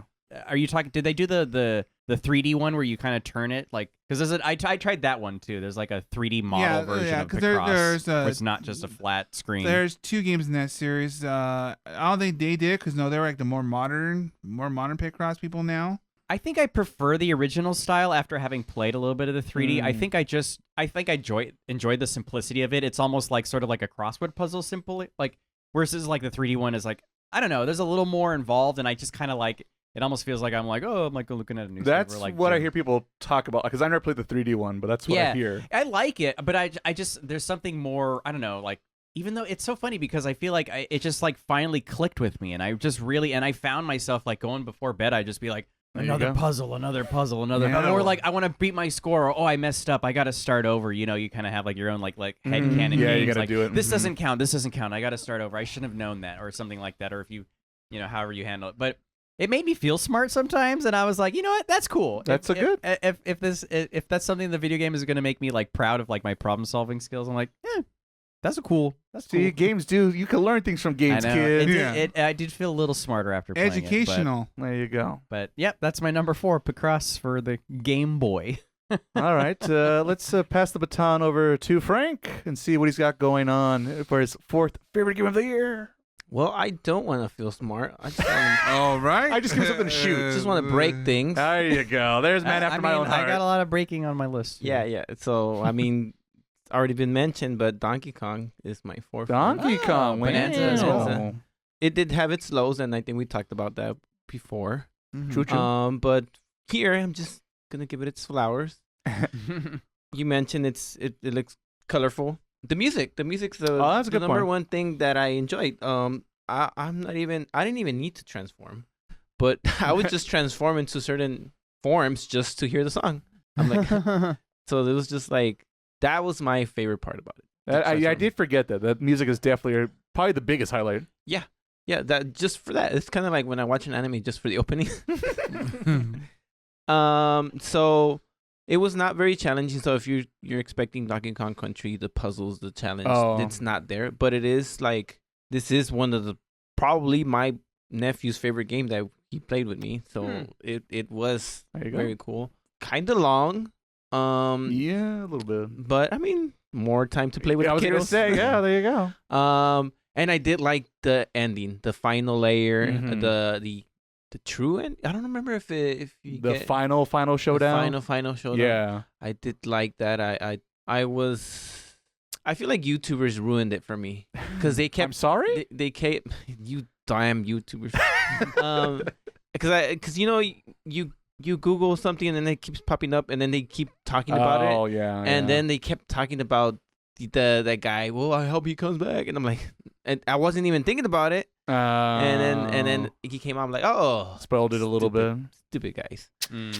That's the Anyways, internet for you. Please like and subscribe. despite that, I really liked the final fight. It was a bit long, but I thought it was kind of like what I mentioned with Metroid. Like it didn't land the ending for me. It landed the ending. One, because it brought back nostalgia to a lot of people. It brought cool music for the final fight. It was challenging, and it gave like what I was talking about with Stranger Things, where it was just cool to be cool. I feel like it made sense in this one. It's like, oh, the whole city's, Oh no. So it just closed things good for me. And the whole Pauline thing, I thought there was gonna be more to that, but I didn't really care. I didn't really care that they didn't make too much out of that. Yeah, I guess at the end of the day, you knew that pretty early on, so you couldn't get too disappointed late in the game. After I saw that it was like skewed for kids, I figured they wouldn't worry too much about the whole story. It was just let's Right. put this cute girl here and have her sing. There you go. And give her outfits, There which you I go. did enjoy collecting the outfits. That was actually fun. I'll give you that. So I mean, how could I talk bad about a game that I collected all 1,000 bananas? Well, that's a good point. Good point. So and it was rewarding collecting them because doing the post game stuff felt like the real game for me. Yeah. Did you ever go back to the DLC? It's like, No, that hold on. did not feel worth it to me. The way they described it was Yeah, just that's like, what I kind of remember. I was just curious. Maybe some like- reason you did. like a time trial just from clothes. Well, Yeah. because I feel like give me a reason to use these clothes because I already did everything. Right. You should have done this early so I Could could. be something. Yeah. If that no. DLC would have came out day one, I would have gotten it. I would have enjoyed it, throughout the whole game. But now that I did everything, I'm just gonna do it for no. Yeah, They I need feel to you. add more content or give it to me earlier. Sorry. Fair enough. Fair enough. Alrighty then. Let's be fair to Miles and give him his time on the spotlight and tell us, brother, Hold on. your 4th favorite game of the year. It's not my favorite game here. It's a game I forgot that I played because Uh-oh. time's That- fun. That's not Well, Good or bad? That's starting good. Well, because time blurs around here. Oh, okay. All right. But Blueprints. Blueprint. This is a game or Prince. Prince. I think you literally mentioned it once on the podcast, if I remember the notes correctly. Yeah. So I've heard other people talk about it, but go ahead. Well, please. can I play it off because it's a roguelike puzzle game. That's basically the way to describe it. Like I mentioned before, it's you inherit a mansion from your uncle, That's this one, yes. but your uncle hates you. So he decides I'm gonna my inheritance is in this mansion, but the mansion changes rooms Right, somehow the every rooms day. move around and different puzzles in each room. And then you have to draw cards every day or draft rooms, and to get to the main room at the end to get to the real prize or to your inheritance. the One Piece. But the rooms change every day, so you draft rooms to give like a set of cards, and you kind of like you put a card in. Each one has like a certain gimmick to, you get like certain gems. Use the gems to unlock certain doors, or use certain items to unlock doors. It gets very. There's a lot of gameplay in there, but it's like you kind of it's a roguelike, so you have to use like Over and over. and over doing runs. You start with like 1 or 2 rooms, and you get to like 3 or 4, 5 rooms, and then it keeps growing. But you have to do things in a certain order to really finish the main purpose of the game, I guess, to get your inheritance, pretty much. I played for roughly like 30 days worth because the game every day is every run's a day. Mm. So I played 30 days worth. I know, and I had it with the goofy Game Pass at the time. Oh. But during the fall Steam sale, I actually bought that game for Steam. But overall, it was pretty fun. You do have that mindset of being a roguelike, kind of like you're not gonna get everything the first shot. You're gonna do multiple runs to get to where you want to go, and then you kind of slowly figure out what the game wants you to do. And then there's like a hidden trick with it. When you get certain items, there's like to make the run a little bit cleaner or more faster, I guess, or more speed run through the whole room because the mansion's pretty big. It's like 5x5 grid. And you can't get yourself to a corner and you get yourself stuck like sometimes I did. You get the wrong room to draft, and you put the room in the wrong place, and you're stuck. But overall, it was fun. It's a nice puzzle game. But it's one of those games that you keep playing forever to figure out how. It's like the goofy the Outer Wilds. Not the Outer Okay. Worlds. But overall, I enjoyed it. It's a game you could play, like just like Don't Come Dance, you could keep playing forever to solve it. So, endless value in gameplay. All right. I get something to add for you puzzle gamers out there. Then let's take our little detour and go back to our personal awards this time around. And gentlemen, I'll get to start off again for this time around. And I guess just like Andy and Miles, I'll be talking about my biggest disappointment of 2025. Say it. Yeah, no, it's not Metroid, because I have a bigger fish to fry here. Uh-oh. It's the game I started and could not finish, and I ended up going to YouTube to finishing it. Oh, I know. It was one of the reasons I had an Xbox Game Pass, and it is Indiana Jones and the Great Circle. No, really? Yeah. Oh, man. It was not good. I tried to be like, it's first person. Not my first choice for Indiana Jones game because he's jumping and leaping over the place, and I kind of see that like Uncharted. But fine, all right. Wolfenstein. I like Wolfenstein. Let's see what you can. Oh, this isn't interesting or fun to play. No.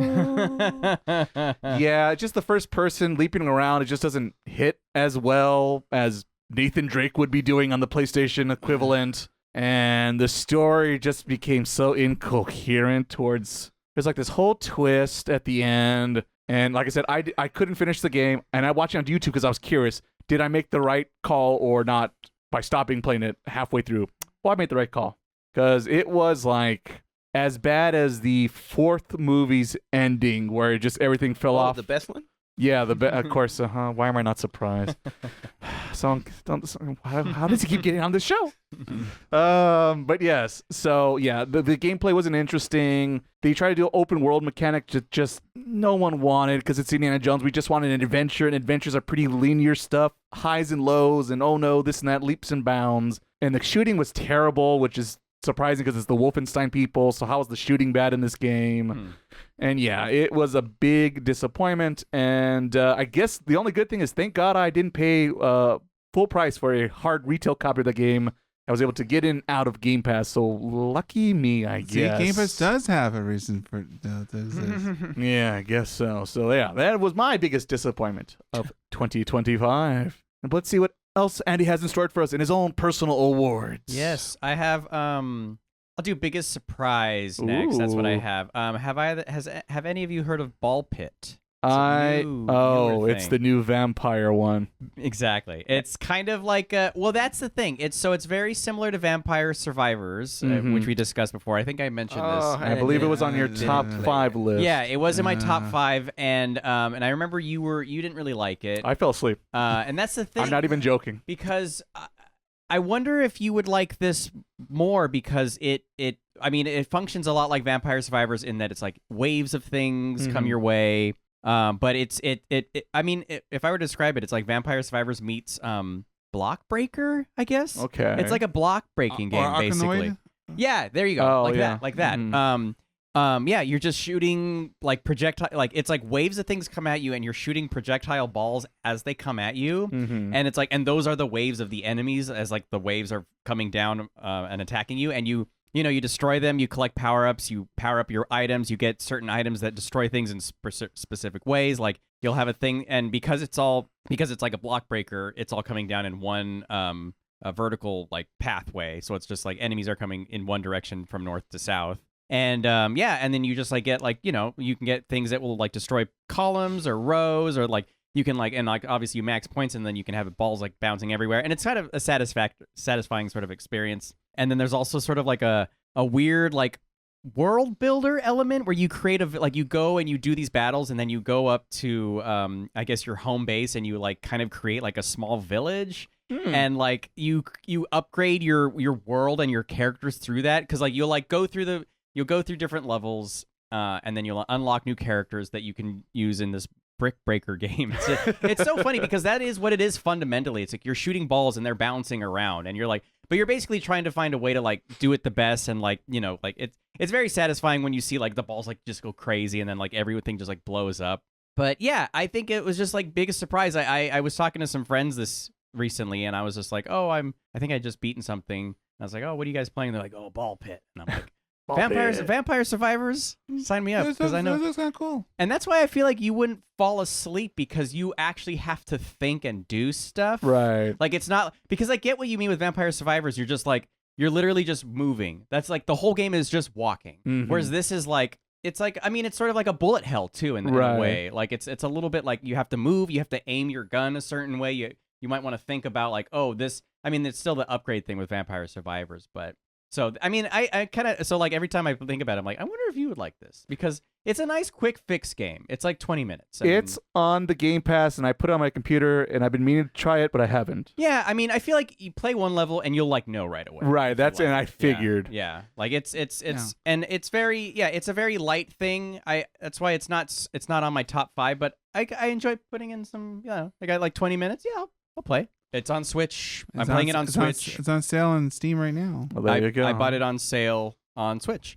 Recommend. It's not as cheap as Vampire Survivors, but I think because maybe it has more to it. Wow. Fair enough. Yeah, that's my biggest surprise. Well, I didn't know it even existed until like 2 weeks ago. There you go. That is a surprise. And let's see if Frank is surprises with his next honorable mention, I believe. Yeah. Mario Kart World. Oh, enjoying that Switch too, I see. I had to get it. Came with the Switch. It was for the podcast. Tax deductible. Yeah. I mean, it's Mario Kart. It for me, I've never been I'm going to play it a lot. Mario Kart, it's more like once I finished all the Racetracks? the races, then I feel like I'm done with the game. Right, yes. Yeah. And the other thing I like to do is try to get 3 stars on them. But I was trying to do that, but there was just too many games coming out at that time, and I'm like, I can't. Yeah. And then but like I guess I'm a unofficial family man, because it's one of, like if it's a game the kids like, I'm gonna get it. Unofficial, so you're showing up at people's houses, being like, "Hey, how's it going?" Well, I just say it because I don't have kids, but I'm always thinking about the kids. There you go. It's You're the a family best. man. You get it and you get out, Frank. Smart man. So I did enjoy playing it with the family for a bit there. The cow was probably the surprise character. Of the, Everyone loves that cow. Everyone loves the cow. Moo Moo Farm. I enjoyed getting Meadows. the outfits.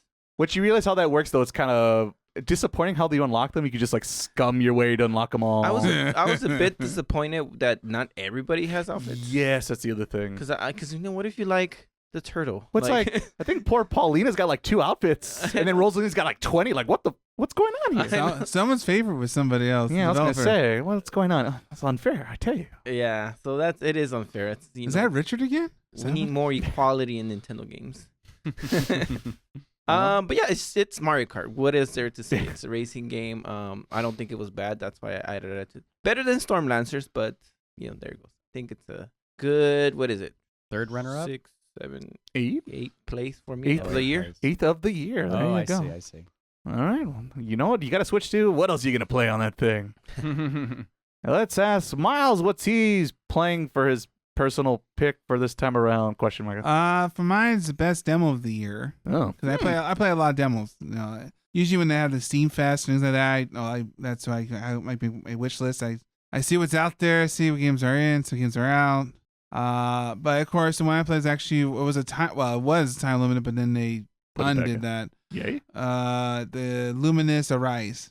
Oh, Sounds cool, but what is this? more puzzles. Is this the one that was on PSP? Yes. mind. Okay. This is the other music rhythm game that isn't Tetris Effect, but it's also but Tetris it's Effect. by Enhanced Games, which did Res, It's the same, designer creator. Tetris Connect, which is the other.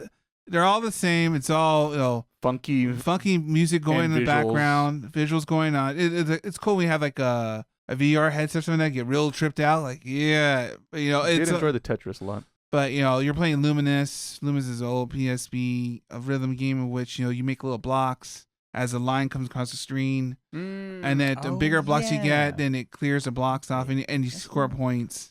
Although it does get used. It's not easy to understand. Say Tetris. Yes. You kind of have to you have to kind of figure. Oh, I kind of make blocks this way. You gotta get certain. No, you have to figure out a way how the game works. But once you do, it's a satisfying experience, especially when you get a line clear. Yeah. Or you Forgot about this game. and then especially in this game, if you multiply it right, then you get times multiplier when time slows down. And the music, and of course when the music, it hits in a certain moment when you knows, yeah. You finish like the game, like the level of the game, like you did it, and you move on to the next one. But it's very seamless. But the music, you're jamming the music as you're. He knows that, like it's a whole experience, like it's a smooth transition between one thing to the next, and you just feel like you're in the zone, I guess. Yeah, and it's all musics are unique and different, but also kind of like roughly the same, like rhythm style. Some have lyrics, some don't have lyrics. It's a whole.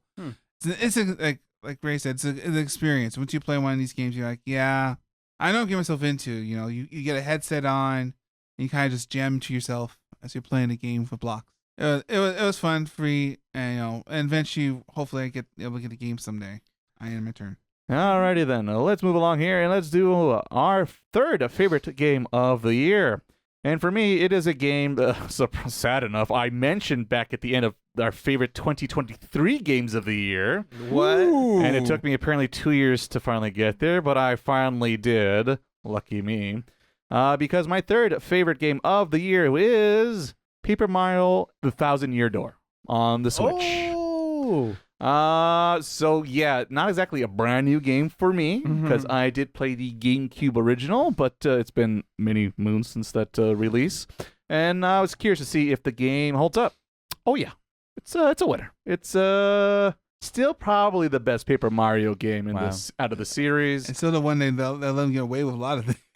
Yeah, that the writing is pretty sharp, pretty witty, not afraid of just telling everyone's a moron and an idiot and anything that you could say that isn't literally a curse word. But I guess you got to bring out your dictionary, kids, if you want to get the nuances of the insults. Scallywag. Yes, but yeah, they're not afraid to get a little, even PG-13 might be a little strong, but more for a Super Mario game in the universe. Yeah. And they get into that. And you have your partner characters. For those who don't know, Quick Mario RPG is a turn-based RPG game where you're on pretty much a grand adventure to save Princess Peach. Shocker, shocker. And along the way, you meet new partners. And while it's turn-based, it's also but there's a time mechanic to those turn-based combats, because if you hit the A button at the right time, you'll do extra damage. And same thing for defense. If enemies attack you, you hit the right time, you'll lessen the damage they give to you or just dodge it completely. And so it has the two things I like: music, rhythm, game mechanics, and turn-based combat RPG skill points go up. So with that, with sharp writing, another thing I do enjoy in my video games, it's like I said, it's surprising some of the lines of dialogue scenarios they set up in this game, where the humor can get kind of dark for once again a Nintendo game. Yeah. But I cut your pearls. yeah, a little bit. Your bones, perhaps. Spoiler alert to an early joke. That's like, oh, okay, that's a funny twist, but also dark sense of humor. Did not expect seeing. But yes, and then it's funny because you'll cut to not only Mario, but you'll play as Princess Peach, who is being kidnapped by Hal from 2001: Space Odyssey. Yeah.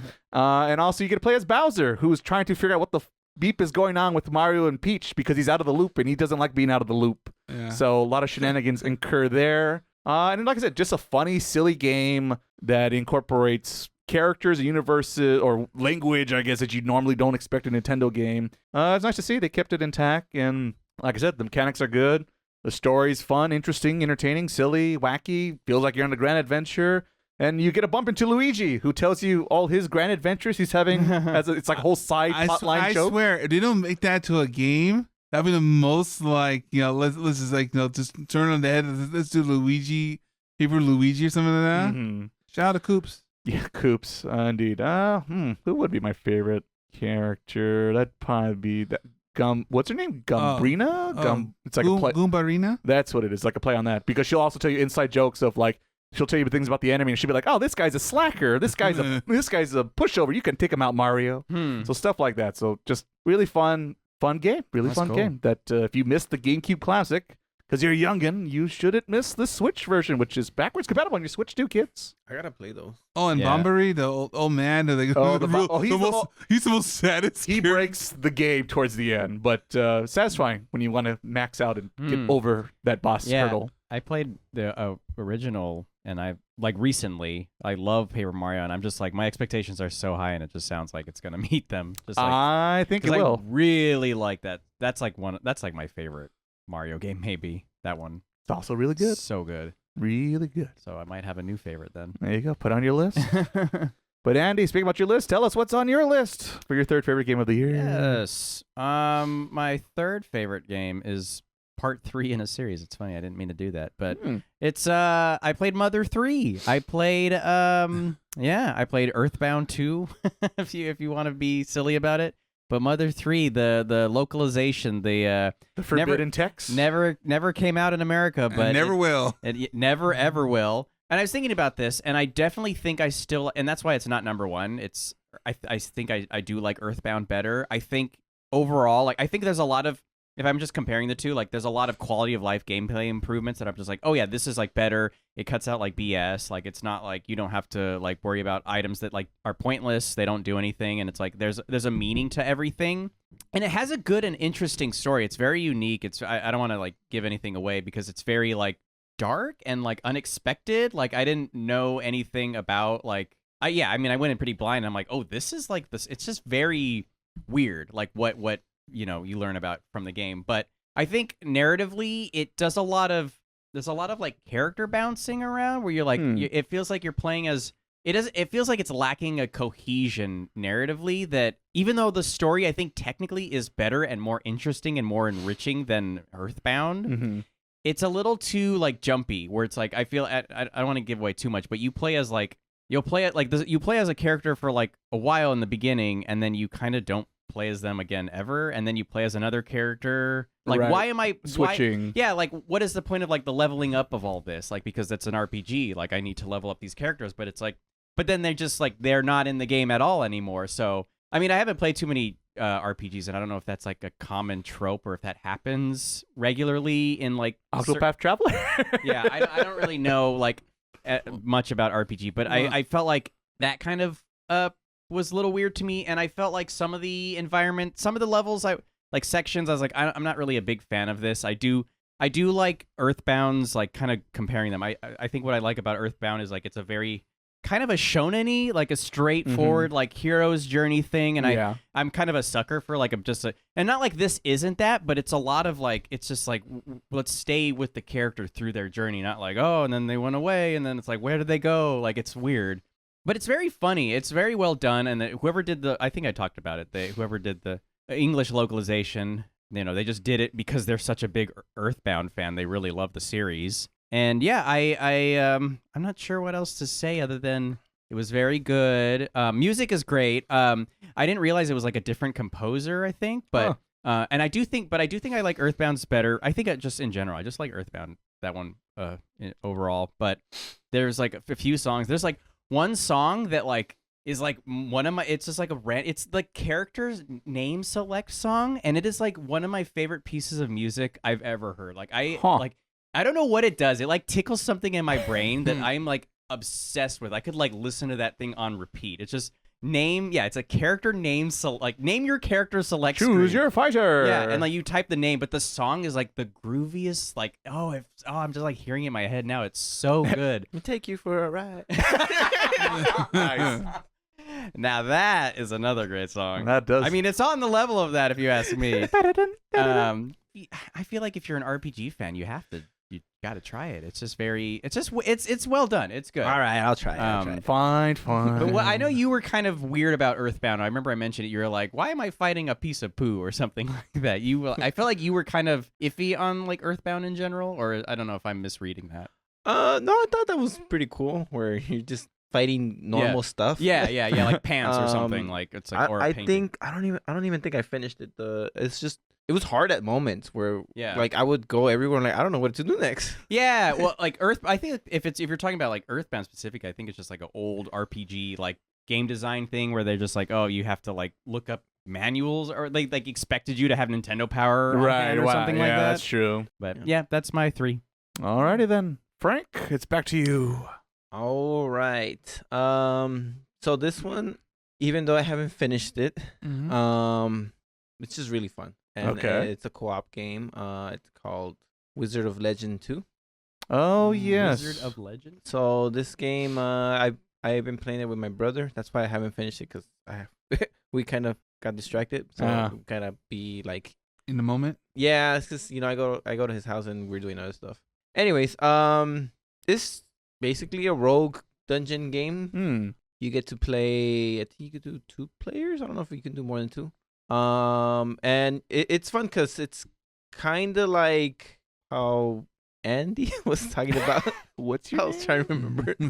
Gotta bring the name tags. Talking about Castlevania, where you play through it and then you get certain skills sometimes and sometimes you don't.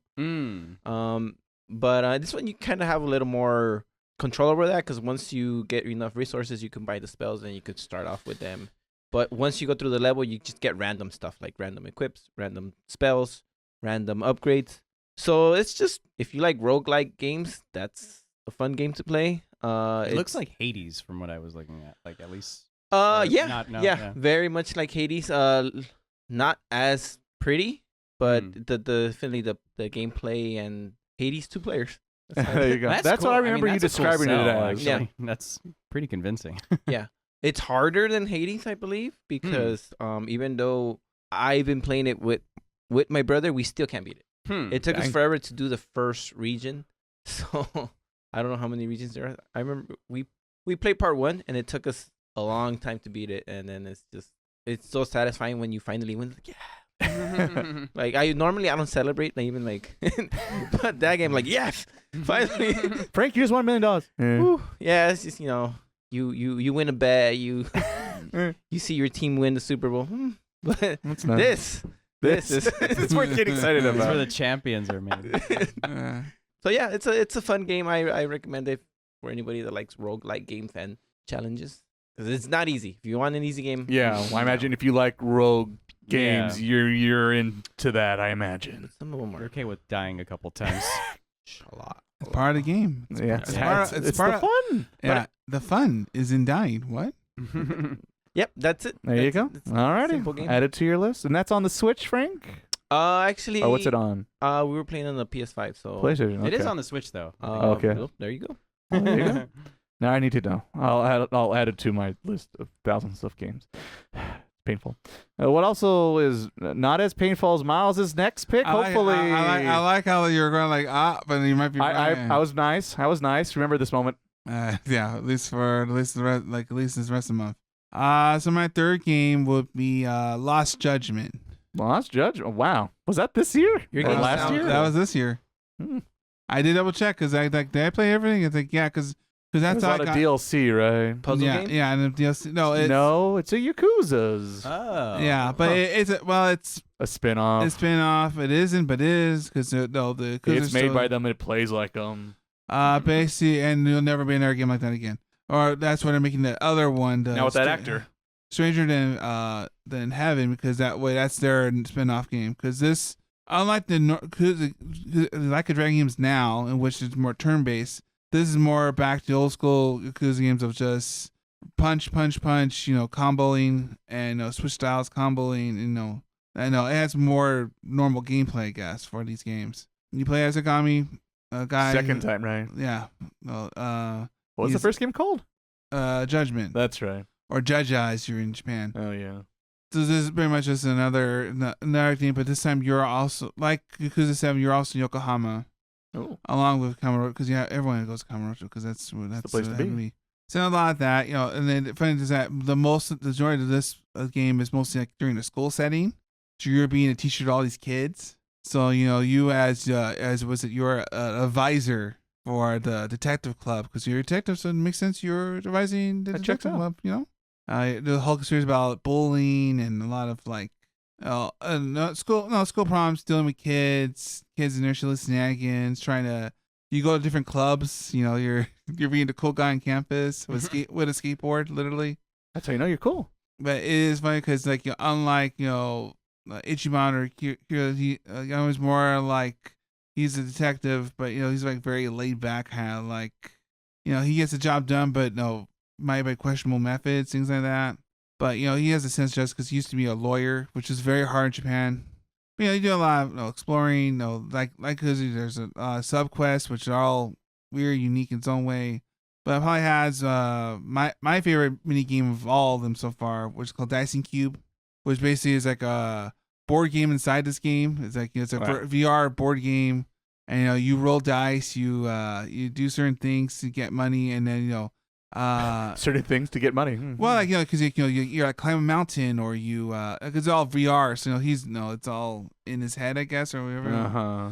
But the music's like you're Sounds pulsing. like the PlayStation game where you're chasing cubes. You're pulsing with the music. The music's going. You're like rolling dice, and you're like it's a way to get currency faster in the games to get more stuff, things like that. But but that's my third game of the year. Alrighty then. Yet more Yakuza talk this episode of the podcast. Once again, that bingo card's filling up pretty fast around We here. should have made a bingo. I'm tempted to, but I'm also scared to see how accurate it's going to be. It's one of those double-edged swords, perhaps. All right, our second of our penultimate personal awards this time around. It's a unique category I came up with myself just because I guess I want to talk about this game I played that probably all of us have played. Actually, in fact, I know we've all played this game, perhaps. But this award, a game I started in 2025 that I foolishly want to go back to in 2026. Okay. And it is The Legend of Zelda Breath of the Wild. Okay, so all right. That Dumb name of the word though. Yeah. Yeah, because I've played Breath of the Wild, and I like Breath of the Wild for sure. But that Switch 2 performance upgrade, it's pretty sweet. And I got back to it just to test out, see how much better it is, and this and then. I talked about it when we had our Switch 2 episode focus podcast. And yeah, I was kind of like tempted. Do I just keep playing this game and not play anything else? Because it's pretty tempting. Because it's like, I know I like it, and it runs a lot prettier this time around, and I know how to solve that puzzle this time around. So I bet you it might be a funner experience. My Or brother had the same oh yeah, thing. yeah. I had to convince him to be like, no, try new games. And see, I was able Wow. to do that this time around. But if I find myself holding a Switch 2 in 2026 and nothing exciting to play, I might crack and go back to Breath of the Wild. It's been long enough. Tears of the Kingdom is probably, I do prefer it more, but also we played that more recently. We had a whole podcast or two about it if you want to hear more about that. But Breath of the Wild's been long enough, and like I said, it run real pretty on that Switch too. So I think there's a chance for some reason, but I have a whole list of games that I'm gonna try, stay strong. But if I Calamity. yeah, that one too. The back of, if you look further, keep scrolling, Frank, you'll see it. It's there. You gotta keep scrolling though. But yes, that is the game I stupidly might go back to in 2026. That may or may not be worth it. Stay tuned. But let's see what Andy's up to in his personal awards this time around. Oh yeah. So my personal reward is something I guess I put most excited, and it's something that I just started, and I guess I'll say that's kind of the framing, is I'm just starting it and I'm really excited, is the Silent Hill 2 remake. Oh. Yeah, I kind of a curveball here. I feel like I've never really I've never played a Silent Hill game, and I've always heard like this is like the mother, like the queen of them all. Like you got to play this one, and the fact that I've heard good things about the remake, and I'm kind of going in like, honestly, I don't really know much about the world, so I am going in blind, and I'm excited to whatever this world unfolds, like what I'll discover about it, and I know it's pretty deep. It's funny. I guess I want to talk a bit about the fact that I'm playing it on PC. Oh. And I'm using the system that you helped me build a few years ago. Oh yes. And I started playing it, and it was playing pretty well, and then I got to a part of the game where it was getting kind of choppy, and I'm like, oh, like is it like poorly optimized or something? And I looked it up, and I don't think my GPU is the recommended. The minimum recommendation? I don't even think it's the minimum. Yeah, I think it's like below that. So I'm surprised at how well it's running because of that. I'm kind of like, based on that fact, I'm like, oh, I'm playing this game, and it only, like, I would say I'm about like 2.5 hours in, I started noticing it was like, oh, it's really chugging when I got like, it was like when I had multiple enemies on the screen, and then it was like the game's like, this is too much. It's too much. These 3 little random characters are too much for you. So then I was like looking up, and I'm like, oh, I think it's clearly it's a not you, it's me thing with this game. At this point, that's a pretty old graphics card to get there, Andy. But then I went into the custom settings, I threw everything to low, and I was just like, you know what, now this is actually running pretty well, like relative. I mean, it's still like, I wonder if like you'd be like, I can't even look at this. Look but at like, this thing. But for me, I'm like, I can, like, I'm playing all these old Game Boy. You played 64 games. I'm playing Game Boy games right now. I'm like, how can I complain? Like, and it's running fine, and like the chugging is so like minor relative to what it was before. 25%. That's almost like 30. That's almost the same frames. Yeah. But I like it. It's creeping me out. Yeah, without getting into it too much, because I literally like just started. It's creeping me out. I'm still kind of getting used to the game, and I'm wondering, because I have a long way to go, I'm wondering how much it'll feel, like how I'll feel about it moving on. But right now, I'm like, I'm creeped out. I'm like, every time I play, I'm like, I'm scared right now. I'm like, I'm freaked out. This is creeping me out. And that's why it's given a year. So that's why I'm excited. I'm excited to see where it goes. I'm very interested. And I know it's a very anti-Frank game. I don't think Frank would touch this game with a 39.5 foot pole. Get it? You're wearing a Grinch shirt? Oh, never mind. No. That's what I was saying. I was just saying you would never go anywhere near that game because it's scary. And yes, Andy is a nerd. We can't confirm it. It was a stretch. I tried to go for something. I don't know if I landed, but it was an attempt. You're almost there. You tried. That's what matters. So many disappointing games from you. I'm sorry. Speaking about disappointing games, I'll make you happy soon, though. I'll make you happy. You'll see. No, I don't like scary games. No, I get that's that. why Resident Evil 5 is the best. it's fine. Is it 5 and then 4? Is that how it goes for you? No. Least scary.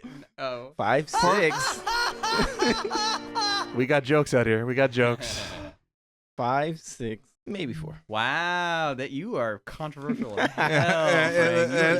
controversial right now. See Ray's reaction right now. Ray's just like, don't open that door. Don't do it, Frank. Don't you do it. I'm just messing with you. I haven't even played 4. No, I don't. Still the thought. Even as a joke, it still hurts. Alrighty, let's see what Frank has got for us this time around. And his would be his 8th favorite, 8th favorite game of the year. Well, this is tough. Technically, now this one and then the next one are better than my top 3. But because they are remakes, I didn't add them to mine. I see. So this one is Xenoblade Chronicles X. That makes sense. So I played this game long time ago on the Wii U. Oh, it's a Wii U game? Yeah, Wii U, and it just came out for the Switch. And then ever since the Switch 2 came out, I haven't gone back to it. I should. I will. So Xenoblade Chronicles X is possibly, for me, gameplay-wise, the most fun to play. Because you can play with the robots, and then I like the whole robot mechanic. Super expensive, but once you are rich, it's fun to play. The music, I love the music in this game. Back when I used to listen to music at work and I was irresponsible, I used to listen to this soundtrack a lot. Especially the opening, and then the rare monster fight. They don't call it that, but the rare monster fight battle theme was cool. And it just has a bunch of songs that are like really important to me. Don't know what they say because that singer does not speak English well. Yeah. But it means something. But I just make up my lyrics, because every time I think they say something, and then I look it up, like, no, Nah, they got it wrong. It's better. They got it wrong. They don't know their own song. It makes more sense what I'm saying. Anyways, fun game. I didn't get to finish it, but it's really good, and I recommend it if you like RPGs. Don't go there for the story. Just go for the gameplay. Gotta get in that mech. Yeah. It's just so much customization in that game. You can make your character. You can make it any job class you want. So, and you can do that with every character. So, and you hang out with all your favorite anime girls. Yeah. Yeah. What's there not to like? Waifus everywhere. I'm gonna hate you. Waifu, husbando, you could do whatever you want. Whatever you want, man. We got you covered. Can't go wrong. Can't go wrong. Let's see where Miles goes wrong with his personal. See there, you wanted the extra jab, brother. There it is, just for you. No, don't worry. We're gonna get there right now because I regret my actions in the next 5 seconds. Oh no. So this work goes to, I guess, best live service game patch of the year. Game patch? So what update? Let's say update. Well, because I haven't played these games in a while. Minute. Okay. I feel so boring with the honorable mention. Game patch. That's so specific. Tell me about your favorite game patch, brother. So the event I enjoyed the most this year of all the live service games I play was Zenless Zero's summer game patch. I hadn't heard about this game in a while. It's been a minute. You know, you're in a beach resort. Checks out. Yeah, that checks out, right? And you're supposed to the resort just kind of like in Yakuza. But you know, they had little fun mini games. You know, and they had bikinis. They had. I hope. See, I know I'm gonna regret this, and the more I keep going with this. No, tell me about your favorite beach episode. It's okay because it's canon to where we're at in the game story. Plot's all right? very important here. They're right there. They're literally next to our island, so it makes sense. All right. Any tentacles? That's a DLC. That's a different character. I haven't got there yet. Yes, there is. Anyway, check the box. But no, it features I think probably my favorite group of characters in the game. Their group name is Spook Shack. They're like paranormal. It's like it's basic Haruhi and no. How dare you try to get me interested in this thing? There's Alice who's a scary cat like Mikuru, but no, she's also could fight with a sword. Monto's pretty much pretty much the Kona group, just kind of like this like he's like the straight headed one, but you know he's like, yeah, whatever you guys do. Their story was neat. Game story wise, in the game before this patch was like it came along with the patch. They also had each character has their own like swimsuit skin. Of course, you know the real reason we're here. Yeah, the real reason we're here. But they're probably like summer, like because it's always any game with summer swimsuits, right? Or swimsuits like. But it makes only if they're at the beach. If you're not on the beach, it makes no sense. You know. Doesn't stop people from printing them on. I know. That pictured pretty well for them, but that's not the point. But overall, I had fun. It was a nice, good story arc, and someday we'll get back there along with Star Rail someday this year. So that was Miles' favorite anime beach episode of the year. Game patch. Sure. Potato, brother. I'm gonna get creative next time with the. Frank wants to do his own beach episode. So now we're here, gentlemen, for our penultimate top game of the year. And this is a 2025 release game. It is even a fairly new 2025 release game. And I even went so nerdy and did this extra step just to prove how much of a nerd I am. And if you're familiar with this song, you probably know the game I'm going to talk about. It's a nice, funky, choose-your-own-adventure game about being a superhero and making the choices. And it's called Dispatch. And you play as Jesse, which fitting again for this episode of the podcast, played by Darren Paul.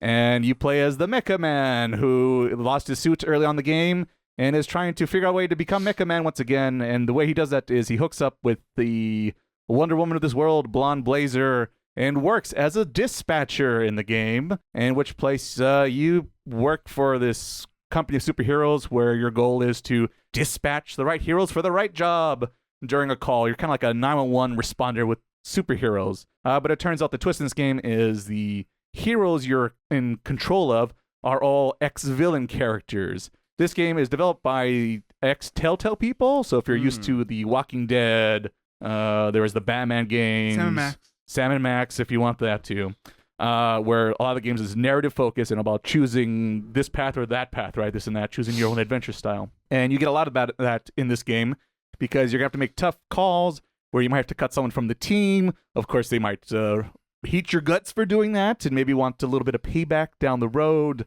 The way you get your Mecha Man suit again, you might have to make some tough calls of how you go about doing that the right or wrong way. And I really felt the choices mattered in the game, and a lot of the characters felt interesting and funny because they're very anti-heroic, if you will, very anti-hero-ish. Everyone looks down on them and think they're not good enough to be a hero, and this and that, and you, as the more responsible, true hero, quotation marks, despite you have no superpowers, tries to rally them and see the greater good and to do the right thing. So today, too, you can be a hero. There you go, just like Deku and All Might would do. So, yeah, it just, at the end of the day, felt like the choices matter. The characters were interesting, funny, very funny dialogue. And, yeah, I actually got a chance to replay it a second time through. Because basically, fitting for our last thing with Miles, you pick your own waifu in this game, basically, with the two choices. You got, like I said, Blonde Blazer, and the other gal you meet, Invisigal, who I definitely is my favorite here. And if you're not on Team Visigal, we can be friends. But still, after the second playthrough, I'm still happy with my first playthrough choices. I made the right call. Definitely made the right call. So, yeah, very happy about that. It is interesting. There are some parts where the game I wish it diverged a little bit more with its narrative and your choices. But, at the end of the day, there's got a story to tell, and you kind of have to stay on the rails here and there. So, I would have liked a little bit more flexibility in that regards. But there's enough little things that if you're paying attention, you could appreciate. The differences in your choices, and like I said, feel like things do matter a little bit more here and there. But yeah, it's really good game. I like narrative-focused games. It definitely delivers that. And also just, especially the second time playing it through, is the animation is really good in this thing, where they really emphasize the lines of dialogue that the actors provide, which once again, the acting is really good. And the faces, the details of one eyebrow will squinch up or this or that, or they'll kind of look the other way in disgust or this, that. So just the real small details about it is very impressive, and it's something that the old Telltale games in its engine could not convey that kind of animation and those, like I said, details. Very dated now. Yes. So to see where these guys came from and see where they're at now, pretty exciting, and I look forward to either Dispatch 2 or something else. There could be a Dispatch 2, but also I think they did enough that they don't have to if they don't want to. So I am curious to see if we will or not. I guess I'm kind of cheering they will, but also I'm kind of nervous because it makes me think of like Mass Effect 2. Well, Mass Effect 2 is a great game, but some of the choices can be trickier to, drag with you from an old game to a new game. But they've done it before, so they could do it again. But yeah, if you like superhero stuff, you like your choose your own adventure stuff, you just love good acting and good writing, Dispatch is the place to be in 2025, in my opinion. So there you go. That is my second favorite game of the year. But let's see what Andy's second favorite game of the year is. Yeah, this is the part when I win back Frank's trust and Bring it back. and respect. And I am putting. I said Metroid Prime was my biggest disappointment. I say Metroid: Samus Returns is my second favorite game this year. Oh, because it's basically, I mean, Dread is like one of the best Metroid games ever. I think it's hard to like argue that. I think it's like it's really good. It definitely like far and away Right. improves on the series. It's like it's a centerpiece in the series, and this is essentially a stepping stone to that game. Like this is like all the basic mechanics that you haven't. I mean, it's a lot of like the pairing, but like the general feel and like how Samus controls in that game is kind of all there. That goes into Dread, and obviously it's a 3DS game. It's not a Switch game, so it doesn't look as pretty, but it's such a great way to bring life into a game that's just kind of more or less forgotten. Like I played Metroid 2 as a kid, and I really liked it, so I gotta enjoy it even then. Like on the old like Game Boy Pocket I had way back when. Nice. So like, and then I think that like kind of helped me enjoy it even more. And I think I do think maybe because I was burned a little bit about 4. But I do think that this is the way Metroid is or how it should be played, because when I think about like Metroid, I think about like how fast I'm going through a room, how like I like my favorite thing to think about in Metroid is like having the thunder, what's it called? The thunder flip when you're Screw attack? The screw attack, when you have the screw attack, and then you have like the plasma beam, it's shooting through the walls. You look like it's all crazy. Right, you're doing all like, this. and you're going super fast, and you're just like blowing through all these enemies. And like Metroid, as it is, works best as that side-scrolling, like fast, quick action, 2D like Metroid? bouncing through rooms, being really quick. I just had a lot of fun with it. I mean, I kind of like was avoiding it for a while just because it seemed like stepchild of the series. It's not, but it felt like it feels kind of like forgotten in that way. And like I think maybe because my expectations were lower, I enjoyed it so much more. And I'm like, this is just a fun Metroid game. It's really good. I love Metroid the series. I think there's a lot of good quality life improvements that start there that went into Dread. And yeah, that's why it's my number 2. It's just a good Metroid game, and it's not perfect, but it's really good. It's fun. If you like Metroid, you're gonna like it. That's number 2 for me. I liked it a lot. Good man, Andy. Good man. There you go. Frank's feeling better. You're making Frank a happy man over here. Tell us, Frank, what is your second favorite game of the year? I'm a little hurt to put it here, but because it could have easily been number 1, and then my next one is Silk Song. Silk Song. Okay. So we know what number 1 is now. We can't confirm. Yes, now you know. If you know me, now you know. It's. I mean, if you like Metroidvania games, this is a modern version of that. Very polished version of that. Beautiful. It has a lot of lore if you want to go into it. Like, I don't, but I hear the YouTubers talk about it. They're like, did you know that this guy said this? I'm like, oh, did he? Tell me more. So then I'm like, oh, I guess now. And then I feel bad about it. I'm like, damn, they had they have stories that what they're doing in the like the NPCs. Mm-hmm. It's kind of like an interactive NPC world because they kind of migrate with you. So I thought that was pretty cool. You do quests and then kind of like they change what they talk about. So that was a interesting touch, but it has all kinds of stuff like that. Like even the idle animations, they're all like so many details that you could go to.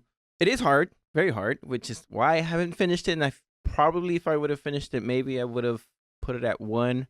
But I did find myself liking this game more than any other game this year, even more than number 1. But I guess I'll mention it now. Number 1 just has me addicted. Like I went back to it so much. So that is that. Plus, I feel like even though I know there is some replay value in this because I've kind of seen spoilers by YouTubers. Damn those YouTubers! They love to spoil. Still sorry? I am not interested in the type of post game replays that because they talk about steal mode and it's like if you die you have to start over. I'm like, heck no. I'm like, no, thank I you. need more lives. Yeah, So some people be crazy. So I don't know how they do that. I don't know Yeah. how they Couldn't go, be me. Right. go through the whole game without dying. That's insane.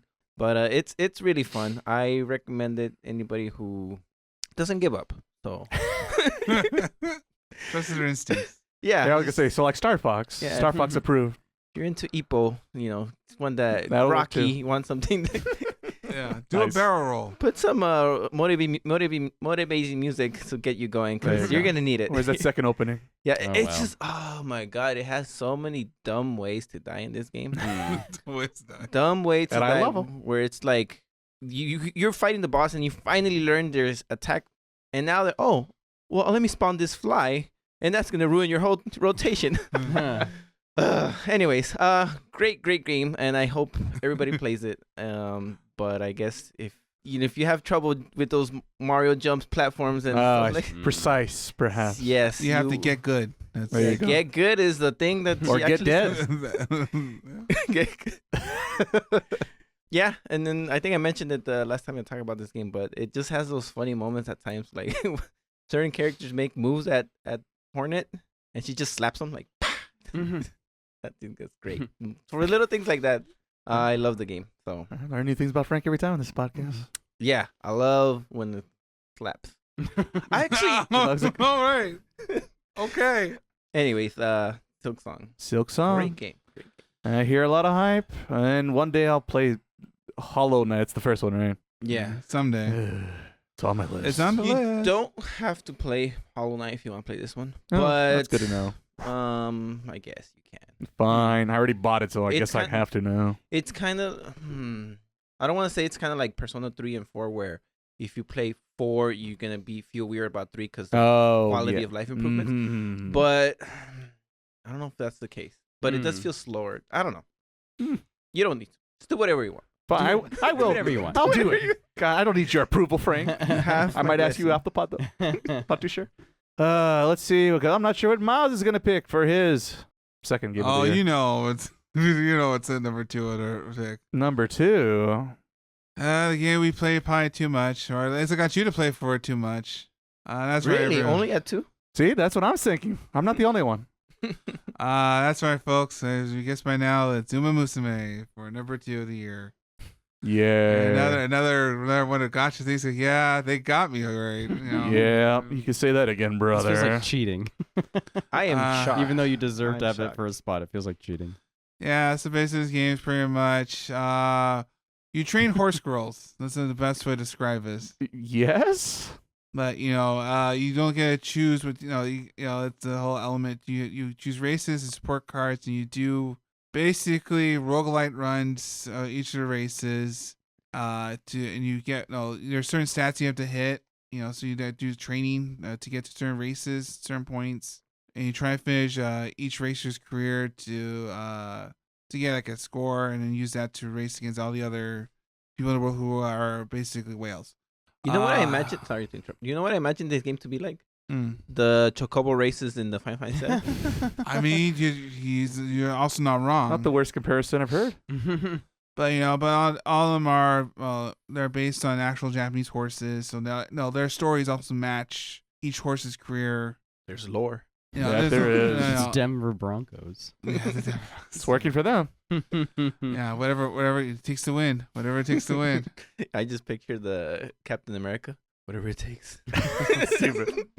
Like I said, so the game pretty much you go around, you learn about horses' careers, of their personalities. Some a little friendlier, some are a little bit. Gold Ship is still She's the wild card. The wild card, like this, and you once you go, you're like, yeah, this is how this is where we're at. We're not really trained or anything, just whatever random bullshit go. Pretty much, it's very addictive to play. It's on various server central, so you kind of each week there are new horses, new support cards, new scenarios to use that support cards. Stats go big, you go woo, and then you go get other. You go against other players around the Second world. favorite game, by the way. His tone of voice is getting lower and lower as he keeps describing this game. Stats go big, you go. I feel like your morale's going down. Yeah. Oh. It's going to go to awful at this rate. Move off. There's your biggest disappointment now. Yeah. Well, the only downside is a lot of random numbers that just happen. Sometimes you might have the right support cards and get the right amount of skills from support cards to help your racers, but the game says, yeah, no, and you lose the race, and then you gotta do it all over. You gotta start over again. Hopefully, you don't get the skills you want to do to finish the races you want. Overall, fun game. Giddy up. Currently watching like second season anime, which is by different studio, which is funny. But we'll tune that to more next time we're here. Oh, yay. More Umamusume talk. Just what I needed on this podcast. It's not over, not yet. Yeah. Uh-huh. This is what replaced ZZZ. I'm not sure. I haven't heard about it, but besides today, I haven't heard about ZZZ in a while. Good point, Frank. Good point. All right. Now after that excitement, I guess, let's talk about our final round of personal awards this time here on this podcast for 2025. For me, the award is the game that stands the test of time. There's a lot of games to choose from with a title like that, but it's a game I haven't played in a minute. But it is a game I mentioned, if I'm not mistaken, on our very first podcast of this little thing we call Taku Otaku. And it's a little DS game that I like the series. What do you want to guess, Frank? That war game. Indeed, you are correct, sir. It is Advance Wars. There you go. I couldn't figure out. Dual Strike. So close, so close. The game which he literally cannot stop playing. So yeah, this thing is, I think it was during the spring, summertime, if I'm not mistaken. I busted out my little emulator handheld full of all of my officially backup sanctioned copy of games. Sanctioned games. And using through enhanced methods, I was able to play Advance Wars Dual Strike. Really good game, like my turn-based strategy, and in the Dual Strike in particular, the extra nuanced difficulty thing to overcome in challenges. Now, you can use 2 COs at a time, and you can switch them during turns, and if you time it just right, you could get the advantage on the battlefield. And then plus, with certain characters, if you combine them, they'll get, certain characters with other characters, get an extra, higher sync ratio. So there's also a little bit things to go there. And then I forgot there's an RPG element where in general you can give everyone better direct fire, indirect fire, or defense, or this or that, which I totally forgot about. So that was interesting to add a little bit more RPG-ness into it. And yeah, even just the story I think is kind of more interesting because it has all the characters from you met in the first 2 games come back together and they're all fighting for a good cause. Pretty similar to Advance Wars 2, but yeah, just good and interesting and makes you feel fun, cartoony war, but also something serious tone because then the next game, Days of Ruin, a little too far on the, war is terrible and don't do it, but meanwhile, here's a tank. It kind of loses the plot and the vibe a little bit. As the world from the apocalypse is drowning, and land is scarce because the city is drowning. Got a little too dark, but also once again, then here's a tank. So I don't know how to feel about this. It's perhaps the green energy cubes in the advanced world. And we must fight to survive in this planet that's slowly dying off. Yeah, so still like the game, but Dual Strike is definitely the better choice. Don't play against Ray. That's all I mentioned. As someone avid person to play against Ray multiple times during my life, don't play with this guy. Alrighty then, let's see what Andy's got in store for us for his last personal award of the year. Yeah, I feel like this is actually maybe I would rather this be my favorite game, but I think I can't. Are you still a good man? Am I still good? Well, I don't think you're gonna like any of these last games. Oh no! There goes him off the Christmas list. But this would be first, but I think it doesn't count, so I'm not gonna put it there. So I'm putting it as best experience. So the game I just had the most fun with, honestly, Metal Gear Solid: The Phantom Pain. Oh, I never finished that game ever. Oh, I this is my dark secret that I'm revealing to you right now. I've never completed the game. I never beat it. Neither did Kojima. Right? Yeah.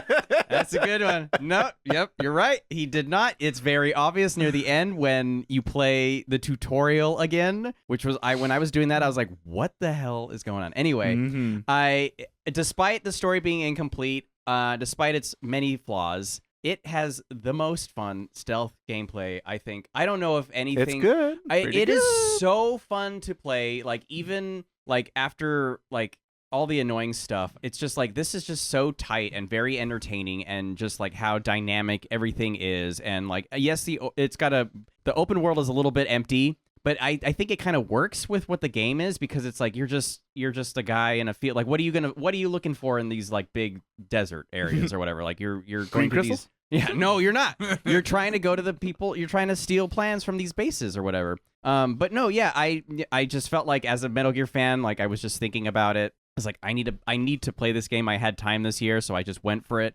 And it was a very rewarding experience, warts and all. I had a lot of fun. The story, even though it's dumb, we were just talking about it. It's dumb, but I still like it. I don't know what's wrong with me. There's so many bad things about it, but I love how much. I guess I just love how much these games commit to the bit, for a lack of a better word, where they're just that is true. They're we are gonna land this crazy game is somehow gonna tie into Metal Gear, which is a game from 1987 that is just bleep bloop game. Happened. It's just how, but they did it. In a very Kojima way, and for that I have to respect it. And I had a blast. I had so much fun playing it. I did every single mission. I didn't do any of the side ops, but I did literally every single thing. I saw the whole story. I'm I'm gonna Give me it all. Give me the whole damn kit and caboodle, and now I am officially a real Metal Gear Solid fan. What's it for?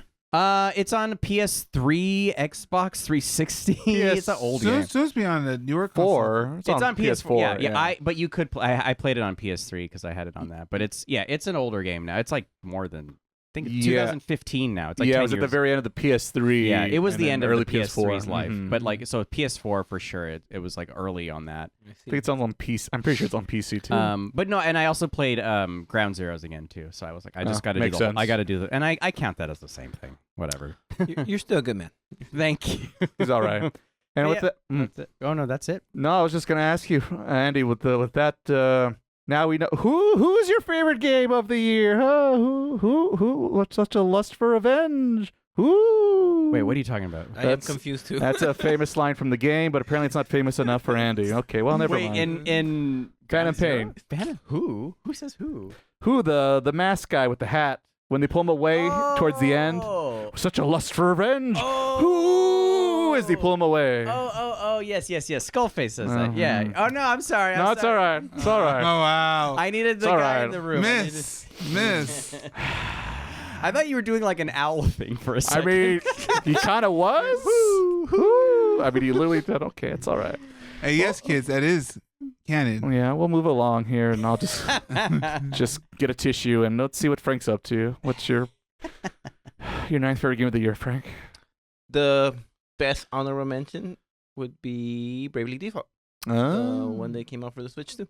It's the game I already played, so I don't really want to say too much about it. But if you like RPGs, this is a good game to play. It's very customizable, so you can make it hard or you can make it very easy, whatever you want. It has what I like in most RPGs, which is the job system. To me, it's stupid dialogue, but it's stupid that I like it. Where it's just, yeah, it kind of reminds me of like a little bit of like Acro Trip, the kind of dumb humor like that. I see. Where it's just like puns, and then they're like jokes even kids can enjoy. So it's not kind of like, oh, you have to be an adult to enjoy it. So, and it looks way better than the original one. Way better than the original one. Wow. I didn't get to finish it because like I had trouble with all the other games. That bunch of games came out at the same time. Busy. Trying to ruin my life. It's as great as I remember, and then I actually found out I never actually did the real ending.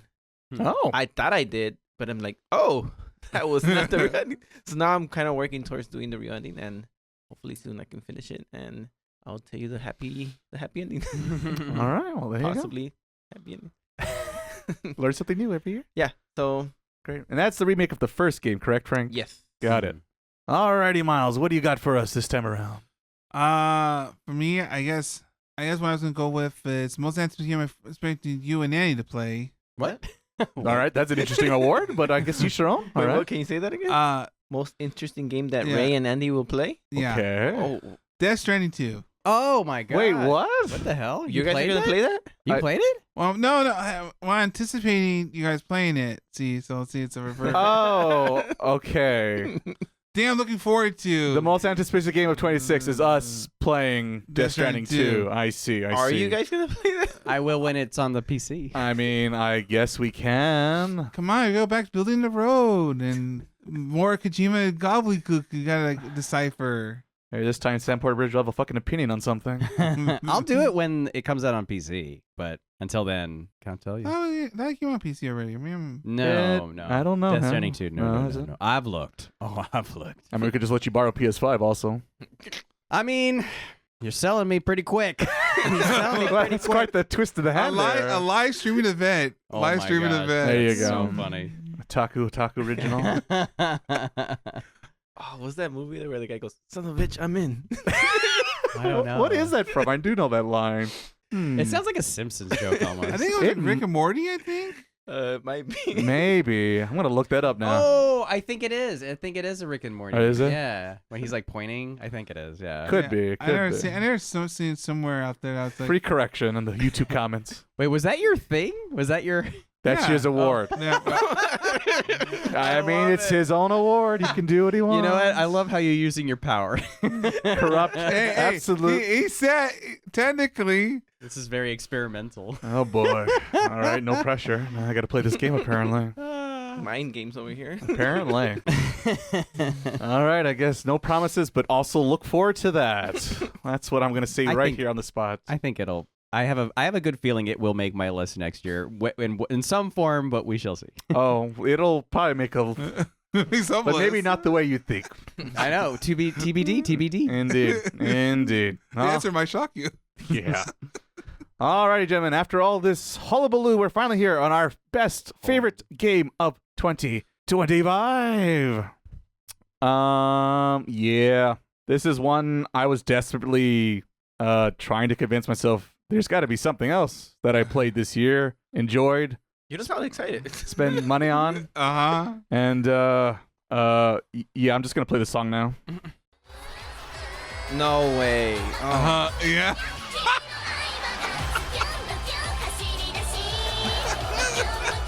My favorite game of 2025 is Umamusume Pretty Derby. Are you sure? The tone doesn't say that. It's I don't want to admit it. I had to look myself in the mirror today and just search my soul and realize, yeah, give me them anime horse girls, I guess, because spent more time on it than I originally thought. Apparently my Steam says I spent 200 hours playing that game. Oh my god. Wow. And it turns love that game. Turns out when you spend 40 minutes a day and you play that every single day, it adds up. Yeah. And when you don't have time to sit down and play a 2-hour of session of whatever RPG name it you can think of, I said, well, I don't have time for that. But you know what I have time for? Musume. 200 hours time. Yeah. And like I said, you keep adding it up, and yeah, those hours start collecting pretty fast. I want to be number one, and I wasn't afraid to spend time or money to get close to being number one. But yeah, what can I say? I mean, Is there a bikini theme? there is a Marzensky bikini outfit, which I do not have. Yeah. And the funniest part, she's like literally like one of the top 5 races in the whole fucking game. So you definitely want that beach episode. Light wear. Well, because Yeah, moves real fast. Real fast. But yes, at the end of the day, what I liked about the game is it has a great presentation style. It nails the anime aesthetic perfectly. Kind of like I was talking about with Dispatch, and I was very impressed with the animation. I was also very impressed with the animation in this game because there's like little idle sequences that happen certain points in the storyline. when you win. Basically when you win, and the fact that you all have choreographic dance to do with them, and the camera cuts to different cameras, sways in and out to the stage. It looks like very much like a live performance. And then just the roguelike situation of, you didn't win this round, well, I'll try again, do it again, and this time I'll get the certain support cards or certain stats, and it'll all trigger and work out for me. And it's just that natural rotation of do it again, do it again, do it again. And if you keep it one round a day, it's pretty easy to get into it and not feel overwhelmed. And so it's just a very addictive game loop. And they somehow avoided the pitfall of gotcha mechanics and narrative, because all the gotcha stuff is like, you want more horse girls to race with, because whatever, you're into redheads or blondes or whatever the case may be. And then the support cards is like, yeah, this card's good, but this card's almost as good. So it's really up to you as the player. It feels like, oh, am I really want to invest more time to upgrade my stats and get these cards and these runners, this and that. So it feels like you get a complete game. And if you get into it, there's even more to get involved with if you want to spend time and or money to go so. So it does a pretty good balance about that. At the end of the day, I like the time management mechanic that's in the game. Some of the storylines are actually more interesting than others, so those are the ones I remember the most. And of course, if you're an anime addict like I am, I'm sure there's a horse girl for you in this game that'll be your favorite new waifu of choice. And if you're not Team Vodka, I give it Team Vodka. I don't know. I don't know if we could be friends. If you like the American Taiki shuttle, maybe we could get along. Maybe I'm thinking about it. So yes, it's the game I played the most of, I spent the most time and money with, and it got me into play a gacha game, which I never thought I'd expect to get myself. But also hearing these two fools talk about gacha games for the last 2 years probably didn't help. So now I know what an SSR is, and I'm so excited. So yes, that is my game of 2025. I got 2 Kisuna Blacks. Is that good or bad? I don't know. My favorite game of the year.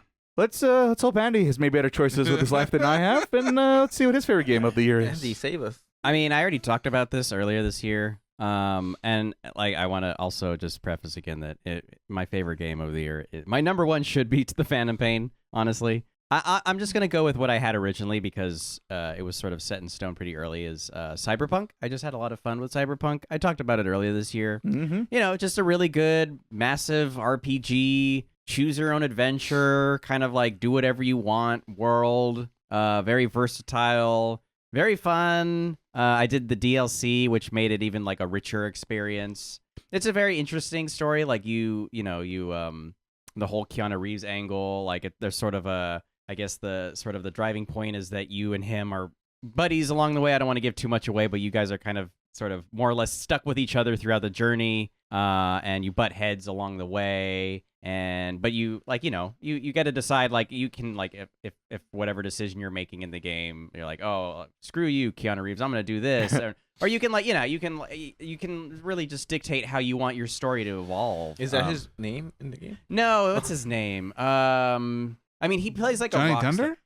Johnny something, isn't it? Yeah, I think that's it. Something. Oh no, like I'm thinking that. the Lego guy. Am I? I don't know. Maybe That might be the Lego guy. But I just had a really good time. It's so funny because it's kind of like a long time ago now. That's like the hard thing about doing the end of year stuff, because some of these games I liked so much, but I don't like. They're not as fresh in my head, so it's hard True. for me to like really like put together why I like it, other than like what I said in the moment of. I'd have to just like listen to myself talking. Tune in to our summer episode when Andy was last time on, where we talked about it quite a bit. So in case you need a reason why, tune in that episode. Yeah, I think that might be the better version of me to describe the game, because like it's just a really good, like, open, massively open, not massively online open. It's just a massive RPG, big, sweeping landscape. You get to choose how you want to. You can be an ass or you can be a great hero and do whatever and have fun. What else to say? But that's my number one. If only one day I'll play that game. It's a long commitment, though. That's the problem. That's why I had free time this year, and I said, I'm going to play a big-ass RPG, and it satiated me. It was I see. Touche. There it is. Alrighty, Frank. It's now up to you. What is the best game, according to you, in 2025? Well, I mean, I'm pretty sure at least two of you can guess. No. And it's Hades 2. It just improved a lot of things from the first one, or upgraded. I did like some weapons better in part 1, but besides that, I like how they got creative with a lot of the skills. Even though the same Olympians come out, they're not the same. They don't, like, some of my favorite Olympians in part 1 suck in this one. And some of them that sucked in part 1 are actually good here. So it's kind of a new twist. The reason it's number 1 is because I just can't stop playing it. Kind of like Umamusume for you. Yeah. I go back because it has that whole thing where, like, you can just drop it at any time, or you can do a long run. I've already done 147 runs. Seems like a lot. Yeah, each run takes at least half an hour to an hour if you get all the way to the end. Sounds like Hades. Yeah. So it's really fun to play. That's what it boils down to. I had a plan to play Hyrule Warriors, and I haven't because I Out the window it went. I like, me and my brother, we bought Hyrule Warriors. We even like bought pizza. Oh, we're gonna play it, and then we were like looking at each other. We were playing. We put it on, and they were like, "Did we just go back to Hades?" We looked at each other. Hades. wow. They're like, "Let's finish it, and then we'll come back." Yeah, we'll go ahead. Let's just finish where we started. That was months ago. Wow. And it's just so much that keeps happening. Like, you keep running, and then, like, the story keeps developing with each character. My brother skips it, but I'm like, because I tell him, like, "Oh, did you know that this character, his friends are actually here?" And then he's like, "Really?" "Yeah, the girl talks about it." "Oh, I just pressed skip." So it's just like, yeah. And then, but I think he's starting to like it a little more, reading what's going on. Because have you heard of the new Christopher Nolan movie? Odyssey? Yes. Oh no, I haven't. Yeah, Odysseus comes out in Hades 2. Yeah. And then he's like, "Is that the guy from the movie?" And then I'm like, "Yes." It's Matt Damon. Who is that? Who it is in the movie? I don't know. I think it was. I saw the trailer like once. I forgot I already. think it's Matt Damon. Yeah. You don't do an old movie when you see it. That's all you know. Yeah, it's a trailer of his. So he's kind of like, "Is it the guy from the Trojan Horse too?" I'm like, "Yes, they mentioned it." Stop skipping this stuff. Where you at? So it's just really cool. It's really fun. I like that There's 2 different paths you can go to. Even though I've been playing, and I think I have a headache. I don't know if you noticed. Hades 2. This is it. This is it. This is it. It's on my. It's literally on his brain. Yeah. It. I would say that for some reason, I don't know if it's the speed or the colors, but this game gets me tired really quickly. Like my eyes and stuff. Despite that, knowing that, I keep playing it. So how good is it that it just keeps coming back? The pain is real. I probably in the moment when I'm really into Silksong, I like the type of game Silksong is, but I know that once I finish Silksong, I'm not gonna go back to it. This one I finished it so many times, and I'm like, wait, I gotta upgrade that other weapon. Wait, I gotta finish the what do they call it in Persona? The dialogues, the link skill. Oh, the links, social links. I gotta do the social link with this guy. I gotta do the social link with this other guy. What's he up to? Kind of like with the Yakuza. The value in gameplay. Yeah. There you go. Yeah, he was talking about how there's a mini game in the game. In the game. I feel like that's kind of like how it is. There's different things to do within the game. So, and then in this one they added pets. Oh. You get the pets, you upgrade the pets, and then you can change the color of the pets. Of course. So it's a lot to do. Customization. Yeah. So because of that, I think I have to put it at number 1. I probably played easily over 200 hours on it. Easily. So I got a game for you this year, Frank. It's called Uma. You know what? I've been tempted to play it. Come on. Don't do it, Frank. Be smart. I look at it and I just feel like this force, like kind of like Force is strong with this one. it's stopping me. There's a great evil here where you don't want to get into. Good. So I think I'll stay away. I think something's telling me like my spidey Is it chilly in senses. here? Yeah. We'll see. 2026, whole new year, Frank. A whole new set of temptation, question mark, as I probably slowly walk away from that game, which is probably for the best. But let's see. The last and final best game of the year. Now I can't even guess what you're left. Miles, what? Yeah, I was going to say, what the hell is it going to be if we did Umamusume already? I know it's weird because you could, it's like 90%, like everyone before. Every time probably should have won, but I think emotionally for me, like I guess emotionally for me, what my game of the year would be, The Man Who Erased His Name. Oh, What? the Yakuza game. Yeah. Oh, It's- Yet another Yakuza game. Oh, okay. didn't you Well- have 3 on the Yes. Like I said, that bingo card has already been filled, and they're cashing in as we speak, and they're having their steak dinner. Bonus. I played through all the games now, right? Or It's most a of long them. series. And the fact you play Yakuza 6, you have a bad, the way how that game ended or the way how that game is, you're kind of like, it's probably the weak, like, It was. 3 was, It's like 3 or 6. yeah, but 6 is probably right after 3. It's like a debate even more so now because we'll see what Kiwami do, what they do with 3, I guess, make it better or whatnot. And this game, which was, it's kind of, it's taking place during 7. Mm-hmm. So, it's like, what was Q doing? Well, no, Ichiban was so busy waving his bat over the place. And it's been because you had, with the character, the man's always been very stoic, never really breaks, more strong, right? Or more, like, tough, let's say. Mm-hmm. But this game, he asks himself the deep questions about himself. Because, he literally tossed everything for his family, and his family's living the whole life. They're doing well. But he can't see them do that. And you see him emotionally break down. Kind of from like doing all that, Mm-hmm. and it's hard because you have to invest in the characters, see the Right, you characters play all grow. those games. Uh-huh. It's kind of like the goofy Assassin's Creed games with Ezio, right? That's true. Which like you grow up playing this character, what to his like to a good old age he's at, and mostly for him it's like emotional payoff, reminiscing about the past, things that he could have done better. Doing with things that are still around here in 2019-ish, because like 7's like around like 2021, 2019. Mm-hmm. Obviously it's very short. It's the shortest one. It's like a mini. It's half a Yakuza game really, but it's like that land as you the player to see a character more open up than he usually is, because even like right now in 8, he's been more open than he usually is, but circumstances allow him to be more open up because he didn't really have to take most of the burden anymore. He's not like the main star; he's a co-star now. But allows him to be more nuanced and more you see a different side of him than normally you would have, I guess, in all these games. Being a tough man, being the good, being the good Being the good bad man. not Not the bad mafia, the good mafia, because we don't kill people. We just run for money, and I collect money from them. But we're not bad people, because those are the bad Yakuza. Mm-hmm. But it's for me, it's number one because it gave me the more emotional thing of the year. All right.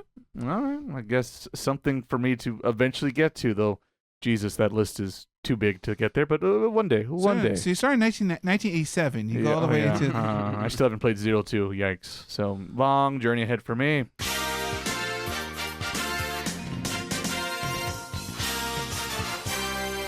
Oof, that was one long, spoilerific discussion these guys just had. Yeah, it's a lot to take in 2 weeks. That reminds me, 2 weeks. I wish this podcast was like every day. I don't think we can promise that to our listeners, but you know what we can do? We could use our social media platforms. Oh, that's right. We're like on Blue Sky and Instagram, and even we have YouTube shorts between each episode. Or as a fun moment, what Frank said, my hot takes on gacha games or Ray's inevitable rants. You can find all of it on social media. Wow, it's like no matter where the people are, we're there with them every moment. It's like we're always watching you. Ooh, and with that, let's get to our outro quick.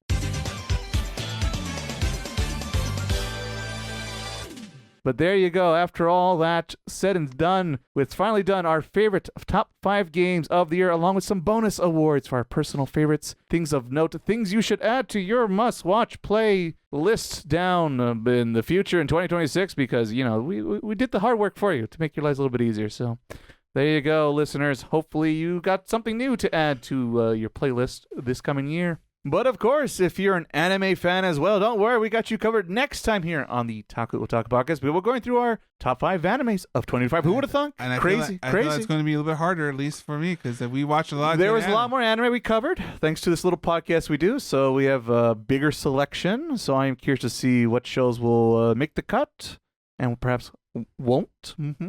So a lot to think about. And Dusk at the end of the world. Dusk beyond the end of the world. It was the end of that series, I'll tell you that. Oh boy, let's tune in once again. Listen to the last episode of the podcast. That a lot of stuff happened in that episode. But yes, so look forward to all the anime talk in the future as well. And of course, right after that, as soon as all our top 25 is done, it's time to break in the new year and cover the new winter season of 2026. So once again, more stuff to put on the watch list. Oh boy, here we go again. Hey fellas, once more time into the fray. Another round. Another round of more anime and video game talk. It's like Persona 5. One more. There you go. One more. Just keep it going until you do the all-out attack.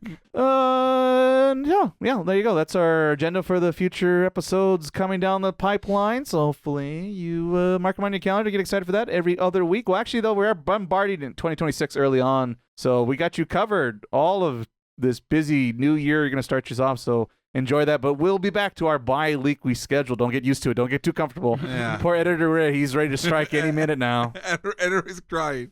He needs a break, and so in February is going to be his month to relax, let's say. And let's send off our boys here hanging out with me this whole time. So Andy, thank you, good sir, sharing all that goodness and somehow avoiding the super. Yeah. And we'll see you in 6 months. We'll after pod, we'll see what the real Super Nintendo winner is, because we know there is one. We know surprisingly, no. Someone's bingo card is missing that spot, and they need it bad. We got to get it filled. When we have the extra version of the podcast, the extra. We'll figure it. We'll find out. And we'll find out. The Patreons will figure out who it really is. The really important matters that we need to talk about. Exactly.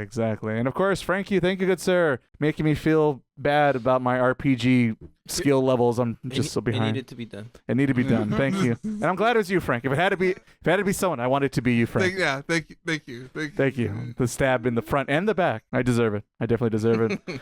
And of course, Miles, you terrible influencer, you influenced me to play gotcha games, you man. I hope you choke on it and also have a good week while you're at it. And yep, that's us for this time on Otaku Podcast. Brother. Yeah, I love you. Right back. Right fucking back. But that's about it for this episode of the podcast. But of course, you guys, you are greatest listeners, the best out there. We thank you the most. And we hope to hear games in the near future. And until then, we hope you have a good one. Until then, though, bye-bye. And bye-bye, camera. Bye. And then they all shut up.